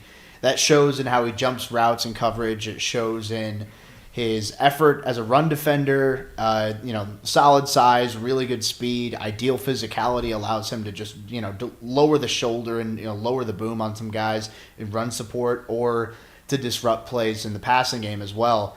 I really like this pick. I think there are some times where maybe he can be a little bit too aggressive at times in pursuit, but I think there are a lot of tools that I really like in Thieneman. Especially at 25. I had him 19th on my board, and he fits. We were talking about it, right before the pick, where the Bears, they signed Kobe Bryant over from Seattle, but those, the other safeties they had on the roster is Cam Lewis and Elijah Hicks. Those are depth pieces. You need to find a new starter in the draft. Luckily for them, one of them just fell right into their laps in round 1. So I love the Thieneman pick here. I'll ask you the Jadarian Price question now, Yes. but however, I'm looking at the team-by-team overview grades we have. The only team with a 100 overall score right now so far is the Bears. There you go. So, I mean, dream so hang on. You didn't wear the cheesehead tonight, but they can only go down from here. So That's that's a pessimist hang on, I'll get my way to look kazoo back at out. Womp, womp. it. Womp. All right, so then Jadarian Price, 32nd, to the Seattle Seahawks. Can you get behind it? I mean, I understand the approach to an extent. I don't think the value's all the way there, but I do think you look at that Seattle offense, a lot of what made that offense run was the two-headed backfield of Zach Charbonnet and Kenneth Walker. Now the fact that you have another two-headed back, you can keep both of those guys fresh. And I agree, I don't think Jadarian Price has the long speed of Jeremiah Love, but I think the instincts are there, the toughness is there, the short area quickness is there. I think he's going to be a consistent first down machine. I don't know about the breakaway ability, the big play skills. I don't know if they're going to be all the way there. And, the third down ability is a little bit of a concern. That's why I didn't have him as, a first round talent. He's very much more of a day 2 guy for me. But I get the vision. I mean, Seattle literally, they just won a Super Bowl. They know what works for their offense. They know what works for their system. And I think that knowing the value of a two-headed backfield, if they really like Jadarian Price, I can really understand making the pick here to keep that offense gelling as best as possible. I think you're just making stuff up now, so you lose the debate. Me? Yep. How am I making stuff Catch. up? Oh my god. Oh! I kept it in the packaging for you. I can't do it to you. Where's the fun in that? Oh my God! You want the fish? No, I don't want That's it. So we got a little Look at warm. this. We got Look a at little this. warm. Look at this. We have slippery rainbow trout. There's a Not ready to be thrown at you guys on this leather couch. with a head, with the face and the eyes and everything. Yeah. There you go. Pass it on. Give it a Hey, smell. take a look at it. Give it a It's- smell. yeah. Yeah, it does have a face and eyes like, every living creature on Earth. Well, hey, I don't like. Hang your on. Does tone. the I don't like your tone. does the oxalotl have a full face? It does, right? Okay, yeah. Yeah, it's got a Sorry, little no, hole most for a nose, moles but- don't though. Yeah, so here. Those don't even have close eyes. up Again. Like, look at this. Like, yeah. Yeah, we're swimming with the fishies. Listen, now. I feel like I did enough to you guys Yeah, tonight. So you I did. didn't throw a raw rainbow trout at you guys. That's We're gonna very get those kind. back in the fridge so it doesn't stink this place up. Very I'm gonna wrap this up. We'll be back here tomorrow night, 7 p.m. Eastern. That's for day 2, rounds 2 and 3, picks 33 through however far we get. What is it, 101 this year? 102? believe What so, were the yeah. compensatory picks? I thought it was just It 100. might just be 100. Hey, whatever. Round 100, that makes it even easier for us. That means we have a lot of rounds 4, 5, 6, and 7 to get to on Saturday as well. We'll be here for that. Just another reminder as well, the PFSN NFL Mock Draft Simulator is updated through round 1. So you want to get a good picture of what day 2 could look like, go to it now, profootballnetwork.com/mockdraft. That is what's providing all these consequences for these two over here in some warm chowder. I didn't chug it. I ate it. It's delightful. So on that note, for Jacob Infante, for Ian Cummings, for all of us behind the scenes, our runner, John, Matthew Kanata, our CEO, on the board. Yeah. Tyler Yeah. Sobchak putting us all live and Yeah, cutting shout out to to Tyler everything. as well. Everybody for getting this put together. All of you for watching. We'll be back here tomorrow night at 7 p.m. Eastern. Be sure to tune back in. We appreciate you. This was the Football Debate Club live draft show, night 1.